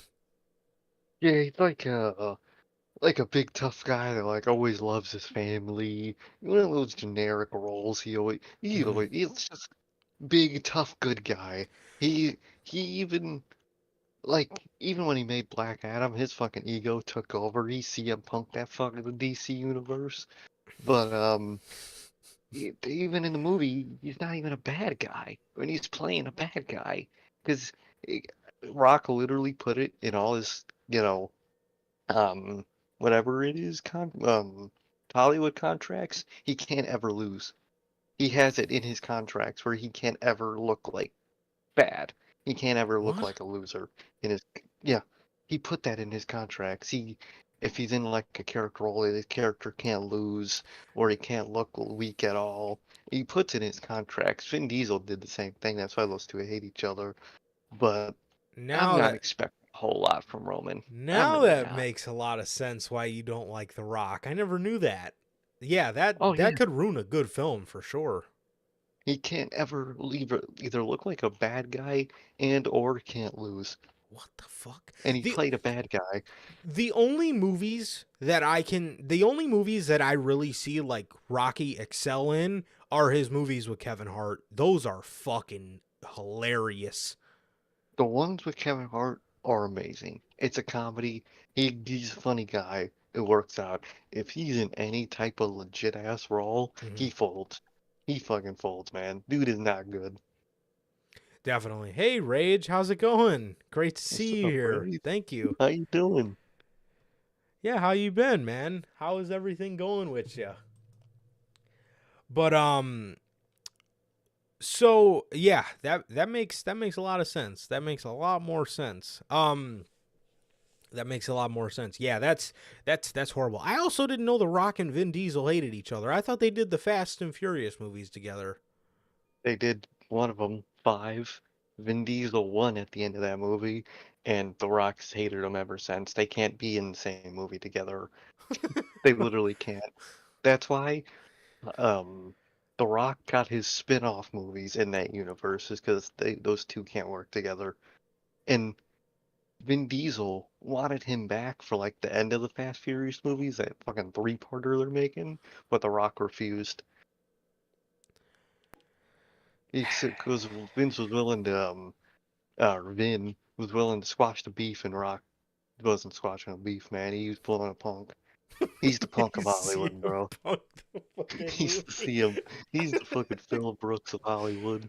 That is hilarious, dude. But in all reality, you knew this was coming, especially with The Rock, trying to introduce Roman into Hollywood. I just not really. I'm kind of sitting in the same boat as you, man. Like, I seen it coming, and he could come out of left field like John Cena and just be really good at it, but like, you knew this was coming, but I don't know, man. I don't know. I don't know. I mean, if that gets a title off him, I'm fucking down. But if he stays with that title and goes to Hollywood, Oh I'm yeah, done there's with no his ass, way. bro. There's I'm no dropping his way. ass like grass. Fuck him and the bloodline at that point. Dropping his ass like grass. What the fuck, man? So, yeah, man. Yeah, I don't know, man. I don't know. That's crazy, bro. That's crazy. But yeah, I'm not I mean, oh man, not yet, Rays, not yet. I think you have to have like over 1,000 subs or whatever. So not yet, but we do this Yeah, because we love you guys. We'll get to that point one day, man. We'll get to that point one day. exactly. And you never need to, guys. It's never a requirement. You guys support us by just watching. Absolutely. Absolutely. We tell you guys all the time. We tell you guys all the time. And I'm sure people do just have that kind of stuff in their in their intros and in their outros and stuff like that. But we tell you guys all the time how much we thank you guys and we love you guys. You guys know our story, bro. Before you guys were here, me and Sir K sat here for a year and a half with no audience. So to even have people in the chat is mind blowing and humbling enough. So you guys Exactly. never have to ever have to donate, man. But it is appreciated. It is so appreciated, man. So Definitely. you guys are the best, bro. You guys are the best. But yeah, like Sir K, I couldn't have said it better myself, man. You guys just being here is fucking awesome enough, man. So Payment enough, man. Thank you, guys. And absolutely. yes, Bill. John Cena in the Fast and Furious universe is Vin Diesel's older brother. Older? I think, yeah. Is he the older brother? I The think he is the fuck? older brother. No, he might be the younger brother. Either way, they're brothers in that world. That is absolutely hilarious. That is absolutely hilarious. Oh, fucking A. What is his character name? Isn't it Jacob Toretto? I think it's Jacob. Jacob? Jacob? Just have him be It's just John John. Cena, bro. It's like, golly, Jacob Uh, Toretto. fucking Jacob. Absolutely, Ridge. Absolutely. We've been Thank here. you. Just yes, thank you. Yes, this show is ran off passion, bro. That's it. Exactly, man. That's From it, this man right here. dude. Dude, it takes two to tango, bro. It takes two to tango, bro. So it's crazy, man. It's crazy. I heard little side story. I heard kid behind the camera, Pickle Boy, a long time ago, talking when everybody was complaining about making money off YouTube and stuff like that. When everybody was complaining about making money off YouTube because they changed, I think they changed it to how it is now. Like you have to have a certain amount of subscribers and like watch hours and stuff like that to get monetization off YouTube. He was saying then, man, he said I did this for 15 years without making a single dime, and like if you don't worry about stuff like that, if you don't worry about money, bro, it will come to those who deserve it and those who have worked for it. So I Exactly, don't man. personally, man, I don't worry about money at all when it comes to this kind of stuff. You just got to worry about having a good product and being passionate and believing in what you're doing, and then other things will come with it. So Exactly. When you treat it like a business, that's what it will feel like. It's just a passion, man, and that's what it feels like, man. Look at WWE most of the time. That shit is a business, and it fucking feels like one half the time. look at the story we just talked about with Sammy. Exactly. Look what happens when business triumphs over passion. You get shit like Roman Reigns retaining at WrestleMania, and trust me, we would never do that to you guys. No, we would never We would retain have him at had him. WrestleMania. I would have made that motherfucker lose. Trust me. Trust me. So, well, you got to talk to Paul, man. I think you're the I perfect do, person to man. talk to. I think I am at this point, man. They need to hire me, man. People hiring people that are biting people. The company needs to start hiring us. If they could rehire a Steel, they could hire us, bruh. Seriously, bro. I can help you out with creative, TK. I could book some storylines for you. Exactly. I have a notebook, TK, I and do. I think I have a better memory than you at this point. It's right here. Fucking Got it here. no memory. I gotta think of one I gotta think of more for TK, man. I do. No memory con. Yeah, man. So that's, dude, just hear off passion, son. Straight passion. So Truly. we're here just trying to give you guys the best stuff, man. And you guys are the best. You guys give us all the love back. So props to you guys as well. Yeah. Let's see. Oh, speaking of Roman Reigns, man, Roman Reigns' designated show, SmackDown. SmackDown is on Fox. SmackDown is on Fox, man. So Fox could be dropping WWE in the 2024 TV lineup. How many fucking years ago did we sit here and say that, bro? Dude, I remember saying that like nothing, man. Because what do you think? They gave them $1 billion deal, and then damn near like a year in, they were already disappointed with them. Bruh, come on. Seriously. Not to mention, okay, you guys give us Roman Reigns in the draft, but our views only spike when he's there, and that's little to none. He's never at work. I mean, what Like, did you expect? Dude, years ago when there was the whole argument of WWE's better than AEW because WWE makes more money. I know all the wrestling. You don't even gotta be involved in the tribalism stuff, dude. Everybody heard that argument. Well, they're better because they make the most money. We said it then, years ago. All the money they're making now most likely will not retain itself because the only chance Fox has of flipping the script here, pun intended, is if they just want to keep some sort of Triple H product because they believe in it or whatever the case may be, or because it's at least better than those Vince McMahon SmackDowns. But those were that's a whole different story for a different day. But dude, even then years ago, we said all the money they're making now, do you think Fox is going to want to keep a Vince McMahon led SmackDown? And yes, the Triple H led SmackDowns are better, but again, our viewership is great when Roman Reigns is here. How often is Roman Reigns there? Not often. So, probably not doing the volume that they expected and hoped for. No, the guy shows up for 3 weeks and then doesn't show up for 2 months.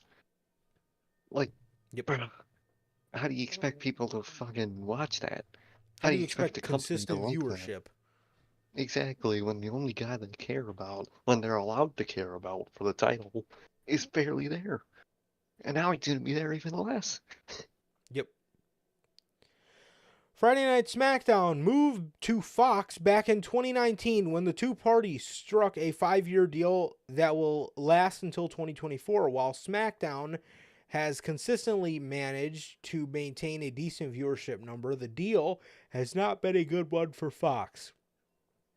Now it appears that Fox could be dropping WWE in their 2024 upcoming TV lineup. WWE could also leave USA Network or Fox depending on how television rights deals perform in the coming weeks. Fox CEO Lachlan Murdoch even previously stated that he hoped WWE's new owner, which turned out to be Endeavor, would be good. It was previously reported that WWE is having production conversation with Fox about renewing their television deal. However, that may no longer be the case after what transpired today. Fox issued a press release today to tout about their shows for the upcoming fall schedule. Deadline. Also, Deadline.com also noted that Fox will be presenting a fall schedule at their upfronts a second year in a row. Interestingly enough, WWE was not mentioned at all in the 2024 TV lineup. Dude, and I read that lineup. They mentioned the most obscure random bullshit you've never heard of in your life. And the fact they didn't mention WWE at all, it does not look good. No. Yes, Fox's full 2023 programming slate is dramas, 911 Lone Star, Accused Alert Missing Persons Unit, The Cleaning Lady, Dock and Rescue, High Surf, comedies, Animal Control, Bob's Burgers, Family Guy, The Great North, Grimsburg, Carapolis, and The Simpsons, unscripted, Farmer Wants a Wife, Hell's Kitchen, I Can See Your Voice, Kitchen Nightmares, Lego Masters, Celebrity Holiday, Bricktacular, The Masked Singer, Name That Tune, Next Level Chef, Snake Oil, Special Forces, World's Toughest Test, and We Are Family is Fox's 2023 premiere fall schedule. What Good. the fuck And are those funniest part shows? about that is they favored Fox so much that USA don't really like them either anymore. Yeah. So they just completely fuck themselves over with their networks. Good old fucking WWE, man. Speaking of WWE and their new owners, WWE and God, UFC merged company name has an official name. what the fuck? The day after Mania 39, it was confirmed that WWE had agreed to be acquired by the Endeavor Group with the idea for WWE and UFC to merge to create a new publicly traded company. The idea is expected to close in the second half of 2023. The power structure in WWE and UFC will stay the same. Nick Khan will remain as president, and Dana White will remain president of UFC. Vince McMahon will be the new company's executive chairman, and Ari Emanuel will be the CEO. Shortly after that was announced, there has been concern regarding talent releases and employee layoffs. Endeavor COO Mark Shapiro stated that employee layoffs would happen as the company already has people in departments that can handle certain things in WWE departments. That same thing happened when they acquired the UFC. The name of the merged publicly traded company that will combine UFC and WWE has been revealed as CNBC's Alex Sherman reports it will be called TKO Group Holdings. Oh, hell no. Basic TKO. What? Oh man, this makes sense because when the merger was first announced, it was noted that the new publicly merged company would trade under the TKO ticker. Oh Lord, what is that name? TKO. TKO. Good Lord. That is so fucking corny. It is insane. That is so sad, bruh. And the thing, I don't give a fuck what the name is. Tell us how this is gonna work. Is everywhere where we see the WWE logo gonna be replaced with TKO? Are they still gonna have their own separate? How is this fucking gonna work? I Can would they let us know? hope. I would hope so. Feels like TK's running this fucking deal. We don't know any information about it. Yeah, We sure seriously. TK bought the fucking company? We ain't get a lick of information. Seriously, man.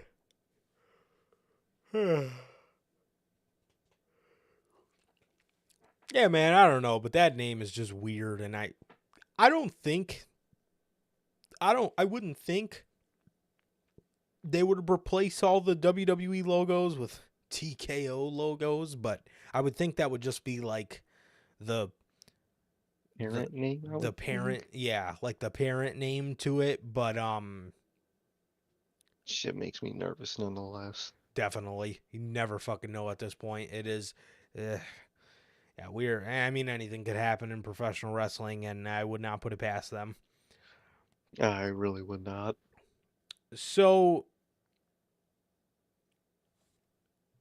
as a matter of fact, speaking of we just spoke about Money in the Bank. I forgot to mention this as well.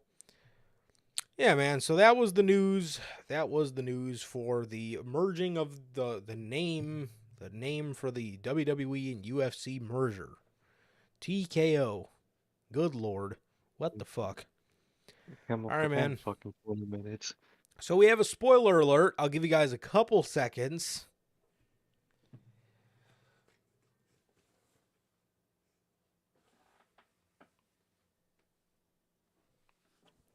Okay. And we have spoiler alerts on the confirmed participants for the Money in the Bank ladder match. On July 1st, WWE will be heading into London for Money in the Bank, and the company is already working on plans for the show. At Boozer Wrestling reports, the insider Twitter account that has been very accurate with WWE news, not really, is reporting that the following names are almost confirmed for the Money in the Bank ladder match. As of now,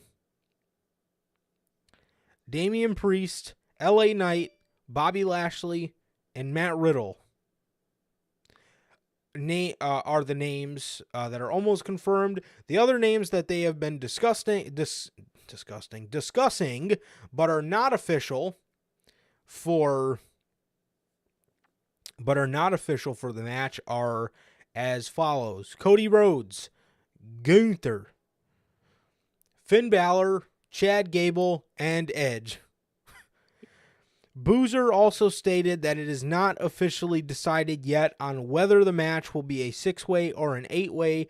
Boozer also cryptically tweeted, UK. He tweeted, UK about to get in the history books. And that is what we call a wrestling newsbreaker or a journalist. They tweet out cryptic tweets. Could you like just say it how the fuck it where you CM Punk? Just fucking say how it is. I thought about that on Wednesday. I would have been okay with QTV if they would have done shit like that. Make fun of wrestling journalism. Just fucking go on fucking Dynamite and just say, oh, you guys got to see what I've been hearing, and then just don't say anything after that. I wouldn't mind QTV if they made fun of wrestling journalism, That would actually because be pretty hilarious. just imagine QT just tweeting, "Guess what's happening?" and then we're just heard something big, and there's a bunch of eyeball emojis. like, bruh, what are you talking about, dude? If that shit is real, then Edge, Cody, nor Gunther need to be in that match. None of them should be a Money in the Bank winner, and it does not sound that good. And if some about making history is also true, the fuck are they gonna do, a 10-man? That sounds horrible. Yeah, I don't know, man, but I mean the first couple names sound okay, but I definitely think you do need to get some bigger names in there, for sure. LA Knight obviously being in there is fantastic. Uh, Damian Priest is good. I don't really know about Matt Riddle, but I like Bobby Lashley. I like Lashley. If AJ doesn't win this title, AJ could be in it. I'm down. Yeah. Is it brand? It's not brand exclusive, or it's not like No. certain. Okay, I didn't think so. So it's like you put anybody in it, and you got a lot of good people. Bronson Reed could be really cool. Oh, yes. That would be Like you sick. can put some good fucking people in there. Yeah. Definitely. Definitely. Yeah, man. So that is the spoiler on some of the projected names that are at least being discussed for the Money in the Bank ladder match. LA Knight. Speaking of LA Knight, LA Knight plans to be pushed by WWE are in the books 100%. On Saturday, WWE announced that LA Knight and Rick Boogs would team up to face the Street Profits on Friday's SmackDown. There was a Push.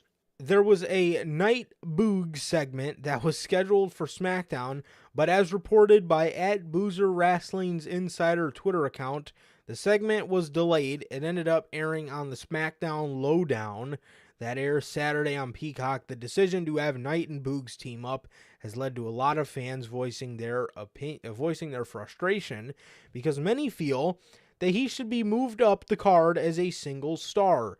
Boozer Wrestling tweeted that the team is only temporary and there are plans to get a push. There are plans for Knight to get a push.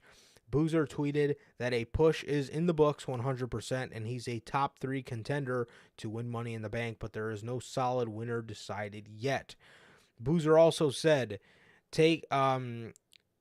things take time and there's a certain structure and protocol, so have faith he's in good hands.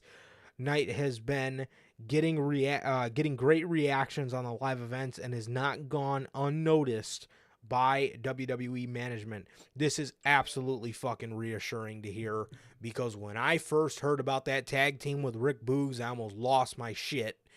Because the way these journalists were making it sound is that it was going to be a permanent thing for him and they were going to put the man in a tag team. But something's there. You can see it. Triple H fucking sees it himself. That's why he took him out of the Maximum Male Models. It's just a matter of getting him to that next step. And why are we wasting any kind of time here with any kind of thing with Rick Boogs? Like, sure, it's fucking temporary, but why does this even have to exist? You know? I mean, I don't know. Exactly, man. It's very tiring. For Just stop making people wait, dude. Just do it. Just push somebody. It ain't that fucking hard, man. Yeah. And trusting in the process really hasn't worked out well for a decent. I trust the process with Mustafa Ali and for a while with Gargano, and it didn't really work out for a long time. Mm-hmm. I don't know how much I trust this process, to be honest, especially from Boozer Wrestling. Yeah. But I hope it goes well. LA Knight's a star, and he should be getting pushed already, man. I'm tired of all this waiting bullshit they make everybody do. Yeah.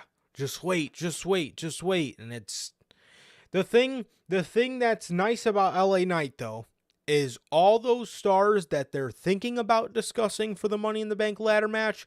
He is one of the names that is already being You set in projected. stone. Yeah. Exactly. So I would think he would be at least in a high contention to win it if he's one of the names that they already have jotted down, because all the other names they're discussing are probably filler. At least I would hope, because do not fucking waste the Money in the Bank with Cody Rhodes, dude. I'm fucking telling you right now, man.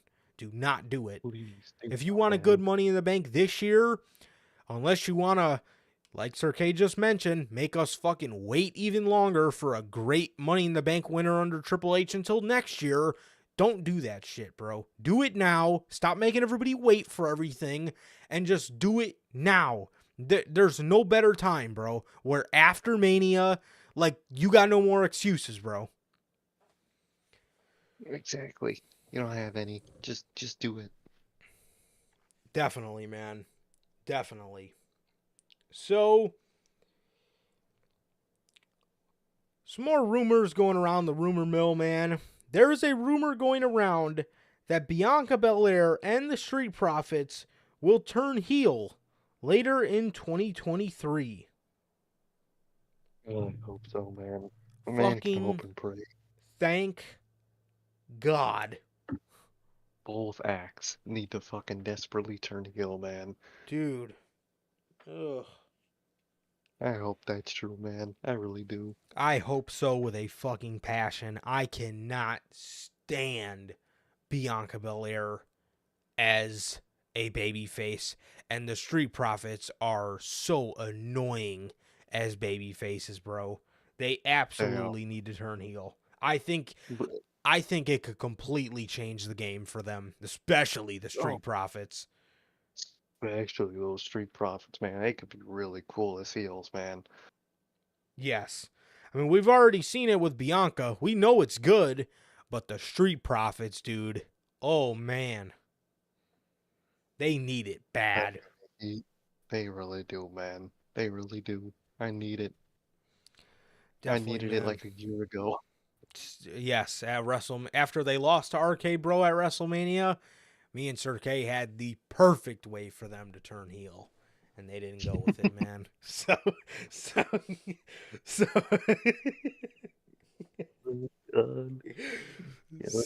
Can't tell people that one. so, yeah, man. So that's the ongoing rumor, man, with Bianca Belair and the Street Profits, bro. Jumping over, man, to Randy Orton. Bob Orton, his dad, recently spoke in an interview, I believe, and he had this to say. He's training. We'll see what happens. I don't know if he feels like going back or when it feels like he's ready to go back. I think he might. Then again, he's pretty well taken care of, and I don't think he needs to. I think the doctors told him not to, but Randy will do what Randy is going to do. Damn. That sucks, man. That could very much explain why he had gear made and then he didn't debut. He might have wanted to truck through it, but he might be realizing he might not be able to, man. Wow. That's disappointing. That's sad, dog. Dude, it seems like we were making strides with his recovery, and it seemed like he was gonna be back in no time. And just like that, bro. Just like that, it's like we're back to uncertainty with him. Mhm. You know? That's horrible, man. I hate to see that, man. You don't want a man like that to retire like that. That's what, dude, if he has to come back and then just give a retirement speech, oh man, that shit's gonna hit. Dude, it's gonna hit so bad. Ugh, Randy Orton, dude, I'm not ready for that, bro. I'm not ready for No. that. We'll see, though, man. We'll see. I wish him the best, and I continue to wish my man a great recovery. Definitely, man. I really hope it goes well, man. I really hope it does. Yeah, And absolutely, man. if he can wrestle again, I swear to fucking God, if you waste him with another Edge match, I will fucking, I'll work for Edge's house, bro. I swear to God. Man. Ah, golly. All right, man. So, also another person that is in major uncertainty with World Wrestling Entertainment. PW Insider reports. PW Insider is reporting that Bray Wyatt's name has been removed from the company's internal roster. This means he is not listed in any fashion. Bray Wyatt is not currently listed in any fashion internally on the WWE roster. A PW Insider Elite.com has confirmed. Damn, that sucks, man. So many people were uncertain on in this company, man. It really sucks. Yes, You would, there's a you lot. you'd think under a Triple H regime, you wouldn't have situations like this. Well, Randy Orton's it's just injury wise, but Yeah. the other two are just you didn't think would happen, man. Bad creative in a Triple Yeah. H regime. That's insane, man. Who would That's have from thought? two top-ass guys, too. Yep. That's crazy as hell, man. And Bill, I think I might agree with you on that one. At this point, Dude, especially the way they're going with that Soraya story, you know, you know that Jamie's going to run the gauntlet of the outcasts, and at All In, she's going to get to Soraya. Sarai is British, too, so they're gonna think it's gonna be okay to give her that title there. Ugh, it's gonna God. happen, man. It's going to That's gonna... happen. I can see it already. Mhm. Soraya That's being the one true. to end Jamie Hayter's reign. At All In. I'm all out. So, yeah, man, it sucks. It sucks, bro, and it really gives vibes, man. Of the more this moves along, man. How much of this was creative shit, and how much of this was his health. Exactly. We'll only know when it's all over. Yeah, absolutely, Bell. Either his health is really not good, and it's getting worse, or there's something else going on. And it has to do with creative or whatever.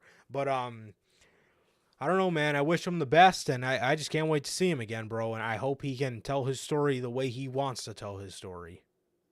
Hey man, Sam, I hope he gets to. Definitely, bro. So, speaking of another guy who's very in uncertain times in the WWE, well, we know the cause of his, I guess. Drew McIntyre. The Wrestling Observer reports that at this point, Drew McIntyre's affair with WWE is a creative issue. Drew McIntyre has not asked to leave, but there is no contract agreement yet. Once both sides agree creatively, Drew will be back. Has this always been an injury? Or was he maybe just sitting at home with, minor nags and aches? Hmm. Or has this and has this always been a creative issue? That's another one, man. It makes you think. Is it at this point? It ain't even cash or creative. It's fucking injury or creative is the real question, Mm-hmm. Yeah, and yeah. it does make you think, man. But with Drew, we've we we've been the main people, the main driving force in this community, saying, do not be surprised if this man leaves, because I could absolutely see him wanting something completely new. I really could, man. All the matchups he could have, I think he'll like it, man. I think he would. Yep. He might not have too many stories if he goes to a certain place, man, but the matches will be crazy. Absolutely. Absolutely, man. So, I don't know, man. Again, do not be surprised if this man leaves, because I could absolutely see it, especially when we hear stuff like that. Exactly, man. Exactly. It's intriguing, man. We'll see how it goes. Definitely, man. And some more breaking news from yesterday. WWE President Nick Khan confirms a premium live event in September for this year in India. I mean, better than fucking Lafayette, Louisiana. But Yes. eh, I don't know. I don't know. I hope the crowd would be good. Oh, bro. You know That's all I care. they're building up Jinder and Inda Sure Oh, are versus you the fuck? Bloodline. Or you know what? Jinder, he's on the other show. Even though I don't care about the draft, we could see. That's what I've been saying, bro. Give that world title to Nakamura. Who else to take it off him than Jinder? Run it back. Oh, fuck. Run that story back. Hey, let's go. You know? No, I don't. You know what? Oh, God, no. The no, Samoan people aren't from Hawaii. Where the fuck are Samoan people from, Just Pacific Islands. dude? Islands. Just islands. Give me a fucking pay per view on one of them islands, bruh. That shit would be sick. That shit With the would. That bloodline, would bro, that would go go hard. nuts. That would go hard. I gotta find out which island they're from. So Exactly. yeah, man. So that is that's the news on WWE's. That is the news on on on WWE's premium live event in September, man. It looks like they're going to India. So, yeah, Definitely, man. Definitely. I hope it goes well. Samoa's a country. Yeah, it's the island. The island of Samoa. I think there's a couple other islands around it. You know what? I remember playing that fucking TNA game, and when Samoa Joe would come out, they would announce him from the island of Samoa. But Yeah. I mean, I always thought that was like a kayfabe place he was from. Well, I guess I was a little kid, and his name was Samoa Joe. So you know how Undertaker's from Death Valley and shit. So damn, they really kayfabed the fuck out of me. They Jay Whited me, man. Damn. Death Valley's a place too. Oh, I know Death Valley's a place, but I mean Undertaker's not actually from the desert. I mean, oh You yeah, he's from fucking Hickville. you know how But they got those kayfabe places, from Death but Valley and shit. Yeah, I never knew that. li- Now I know. it's literally a whole country. The island of Samoa. Wow, It's a country. that TNA game really kayfabe me. Oh, good lord. It's hilarious. Wow, I can't believe it. That game really got one over on me. I thought that What do was you a think it's called? The kayfabe. island of relevancy. That's not a real place. Reference to it. Yeah, it's a No, reference just to playing. I know that's a fake one. Oh, now everybody's fucking laughing at me, bro. God, I'm embarrassed. hey, brother. Hey. Bro, they got fucking. I thought it was a bunch of mini islands, to be honest.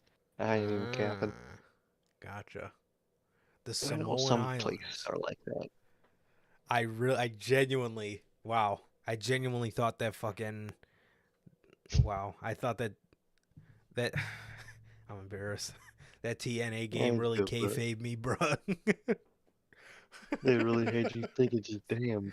I They thought really that made a whole place up for this guy. I genuinely thought that God, that's fucking not okay. I'm about to file a lawsuit against them. I mean, Kane's from Hell, Indiana, wherever the fuck Hell is. Where did they say he was from? Parts unknown? Yeah, I think parts unknown. They just didn't know where the fuck he came from. He just, hey man, where'd you come from? Just fucking walks away. Just, alright, thanks for the fucking answer. Damn. Yeah, I genuinely thought that the island of Samoa was just like some fucking kayfabe place they gave Samoa Joe. It's amazing, dog. What the fuck? Well, it's a real island nonetheless, so. Well, I always thought the island of relevancy just kind of came from like when Roman went from "this is my yard" to "this is my island." I thought he was just saying "this is my island" because he's Samoan, you know. Yeah, they're saying it because he's Samoan because their heritage is just from an island. Right. I thought it was multiple islands, but I think I'm wrong. Hmm. Interesting. Interesting, Good old man. Samoa Joe. I genuinely thought they just gave that man a kayfabe place, and I believe that shit ever since I was a kid. It's amazing. Oh, the things wrestling do to us, man. Good lord. That's great. I'll tell you what though, one of the like things I always thought as a kid, like just growing up as a wrestling fan, when I was a kid up until I started getting into music, I always thought that was Triple H singing his song. Dude, I all I mhm, thought all wrestlers sung their theme songs, to be honest. same. Because I could totally imagine Triple H singing that shit. I could too. I could totally fucking imagine that shit. And yeah, same with a lot of other people from that era. They all just. That's the thing about Jim Johnson, man. He fit the people's vibes so good, everybody thought they sung it themselves. I thought Orton was singing his song. Well, Shawn Michaels does sing his song. I thought Kane was singing Slow Chemical. That shit was not okay. The big ball ass just singing. He So probably yeah, sings man. like a idiot.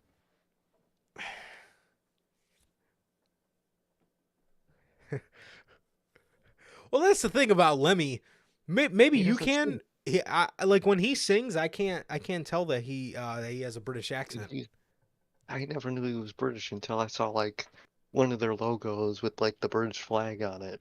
And I was like, oh wow, they're British. I had no clue. Because when British people sing, you can't tell. But when they rap, you could tell. That's why I don't like usually when they rap, bro.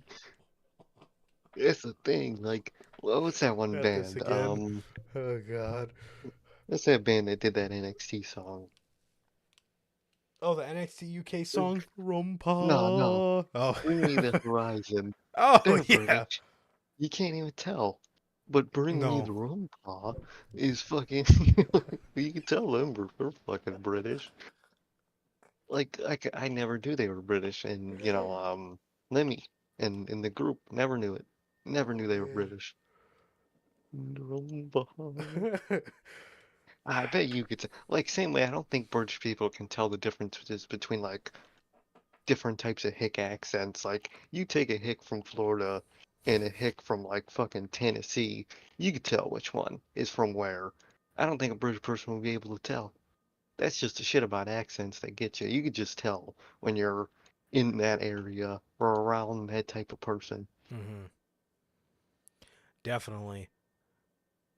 I wonder, Bell. I gotta ask, how do you perceive our accents? Yeah. Like when I don't know if you know like many people from Chicago, but like when you first seen us, were you like, oh, that's a Chicago accent for sure? I just think do we give off hick vibes? What I want to know. Hick. I hope not. I would hope not either. I would hope not. But some people from the UK have no clue. Oh yeah, it's true. It's true. Where are we Hicks? I need to ask. So What vibe did we give off? so yeah, man. Anyway, so Imperium. Imperium. Boozer Wrestling and Wrestling News reports that WWE has studied the possibility of adding Ilya Dragunov to Imperium. This doesn't mean that it will happen unless they at least evaluated this as an option. No. Why does everybody have to? No. Well, you know, I mean, him and Walter are really good friends. Yeah, it could work. But, like, think about it. Better as rivals. JD McDonough joining the Judgment Day, right? People want that to happen because Finn trained him. All right, whatever. Ilya Dragunov joining Imperium. He's friends with Walter. Dude, both of these stories end with JD feuding with Finn and Ilya feuding with Walter. Why do we keep trying to recreate some sort of bloodline story where they're in the group and then they trade them?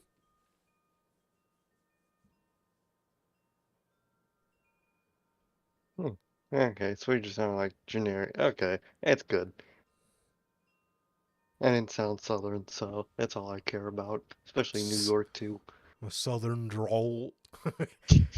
Yeah, you know, sound like AJ, man. We be talking about Monday Night Raw. Monday Night Raw. Roll. Roll. SmackDown. Smackdown. Fucking AJ. So, anyway, yes. I mean, why are we trying to, like, recreate, like, the you're in my group, but then I'm gonna kick you out and we're gonna feud type thing, like with Sammy and the Bloodline? Like, I don't get it, man. Just because you fucking worked with somebody or someone trained you or your friends, don't mean you gotta put them in all the same groups and shit. Yes, and these two have a storied history, Walter and Ilya, of being rivals. Do you think Walter holds, I'm sure he respects him, because he, kayfabe-wise, I'm sure he respects him because he beat him for the championship, the UK championship, but why would he ever let him in his group? Yeah, he beat you, bruh. Like, I don't want him in the same group, man. I just want Dragunov on the main roster. Yes. It's just Dragunov. Same way I want McDonough on the main roster as just himself. Let him. The Irish Ice. Oh hell no. The ice. Oh my God, we need fucking AJ and JD McDonough. JD. He's the Irish Ice. He's the Irish Ice. JD McDonough. JD McDonough. Oh God. Yeah, I'm not too fond of that idea. And fucking AJ will probably call him AJ. It'll probably sound like he's saying AJ McDonut or something. So.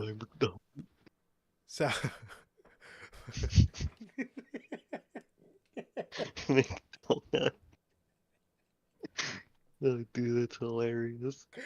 AJ McDonut. JD McDonut. Hell. Anyway. It says Omas. Fucking AJ, dude. That man kills me. He does, bruh. So, yeah, I did do more of a British accent for sure. I don't know why I did that. So, anyway. I did a hick accent. I'm sorry. So, for our final story, man. Seth Rollins. WWE is hesitant. Can you fucking believe this? WWE is hesitant to put the World Heavyweight Championship on Seth Rollins. Whew. Let's get into this. Yeah. Mm-hmm. Golly. So,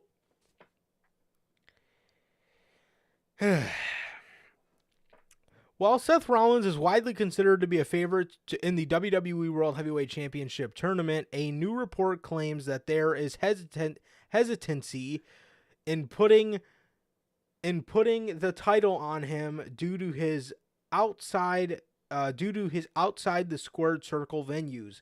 The Visionary has been heavily rumored to be the first World Heavyweight Championship ever since it was introduced by Triple H. He reached the final of the ongoing tournament after defeating Finn Balor in a singles match on last week's Raw. Rollins will face AJ in the finals of the tournament. The Phenomenal booked his ticket to Night of Champions after defeating Bobby Lashley in the semifinals on SmackDown. Despite being in the finals of the tournament, Rollins was not presented on the red brand last night, on Monday. According to WRKD Wrestling, Raw featured a pre-tape segment of the Visionary that was fantastic, by the way, because he was busy with the shoot on Marvel's Captain America New World Order. He looked very sick on set as well. The report also noted, while some in the company are happy for the former WWE champion, his outside-the-ring ventures have also made a few hesitant to put the newly minted title on him. So let me get this straight. You have Roman Reigns, who's taking significantly less dates. Meanwhile, he's the undisputed WWE champion. He's taking less dates for a hopeful rise in Hollywood, yet here Seth Rollins is taking his first gig in Hollywood, and he looks fucking sick, by the way. He does. And you're hesitant to put the championship on him? So first and foremost, this explains why the tournament was so rushed, because Seth was going to go film a movie. So this is why they had to do pre-tapes and whatnot. But, dude, and by the way, that pre-tape, dude, was fucking fantastic. It was great. Oh, yeah.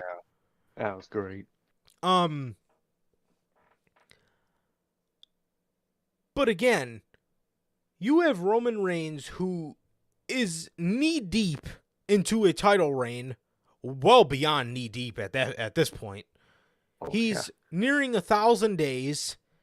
Meanwhile, there's no hesitancy to keep the titles on him. There's no, oh shit, we got to get the titles off of him. None of that. But with Seth, a guy who's been there, took losses, had to reinvent himself because the company started to give up on him because of his crowd reactions, countlessly had to reinvent himself, get new theme songs, new characters, take all these losses, do all this shit for the company, and you're hesitant on Seth Rollins? That's insane to me. Wow. Your plan, it looks like your plan is to have Cody Rhodes take the belts off Roman Reigns, at least at next year's WrestleMania, but you're hesitant on Seth fucking Rollins, a guy who, since this title came out, has talked countlessly on how he wants to be a champion that people can be proud of, and you're hesitant on that man? That is completely absurd to me. Completely. That really is, man. That really is. I'm genuinely sick of the hypocrisy from this company, man. Especially when it comes to fucking Roman Reigns. Get that title off him and put it on anybody else, man, at this point. If you're gonna use the reverse logic for Seth, then you shouldn't even make the title in the fucking first place. I'm sick of it. Just give him the damn title. That's all I care about. This man has been there day in and day out for this company. You don't think he's going to do whatever he can and go through whatever hoops and twists and turns he needs to go through to make that championship feel like another world championship? Come on, man. They're out of their fucking minds if they're hesitant on Seth fucking Rollins, of all people, of anybody on your roster. he is the last guy you should ever be any kind of hesitant towards. Completely ridiculous. Exactly, man. Exactly. It's very annoying, man. And I hope that I hope they don't think like that and go through with Cody, man. And not Cody, fucking Seth, man. Yeah, I should have went with Cody, but they didn't. Go with Seth, man. Please. Dude, that is ridiculous, bro. You have no hesitancy to take the championships off of Roman Reigns, but you're hesitant to put it on Seth Rollins. That is absurd to me. That is absolutely fucking absurd. Exactly, man. Exactly. And yeah, man, that's everything for the week of wrestling. So it's great being back and hanging out with you guys, man. You guys are awesome. As always, we love you guys. So thank you to everybody who showed up for the return of the IWC's Best Kept Secret on a show in the IWC, the show where the charisma lies. So, with that, man, it has been your IWC Tribal Chief Content Officer, Johnny Mayhem, man, and thank you guys so very much for watching. Again, if you guys did miss this past episode of Unscripted and last week's news, that's available for you guys on everything. Next week, stay tuned. We got the Night of Champions predictions, the Double or Nothing predictions, and we got the Double or Nothing review after Double or Nothing. So stay tuned for that. And with that, man, thank you guys so much. Thank you guys so much for being here with us. It has been a pleasure, always a pleasure for my Johnny Mayhem. And Sir K. And that is going to do it for this edition of the Notorious Heels podcast, man. This has been episode 162. Thank you guys so much. Thank you guys, man. We love you guys. Please like, comment, and subscribe. And we will see you guys on Monday after Raw with Unscripted. Peace.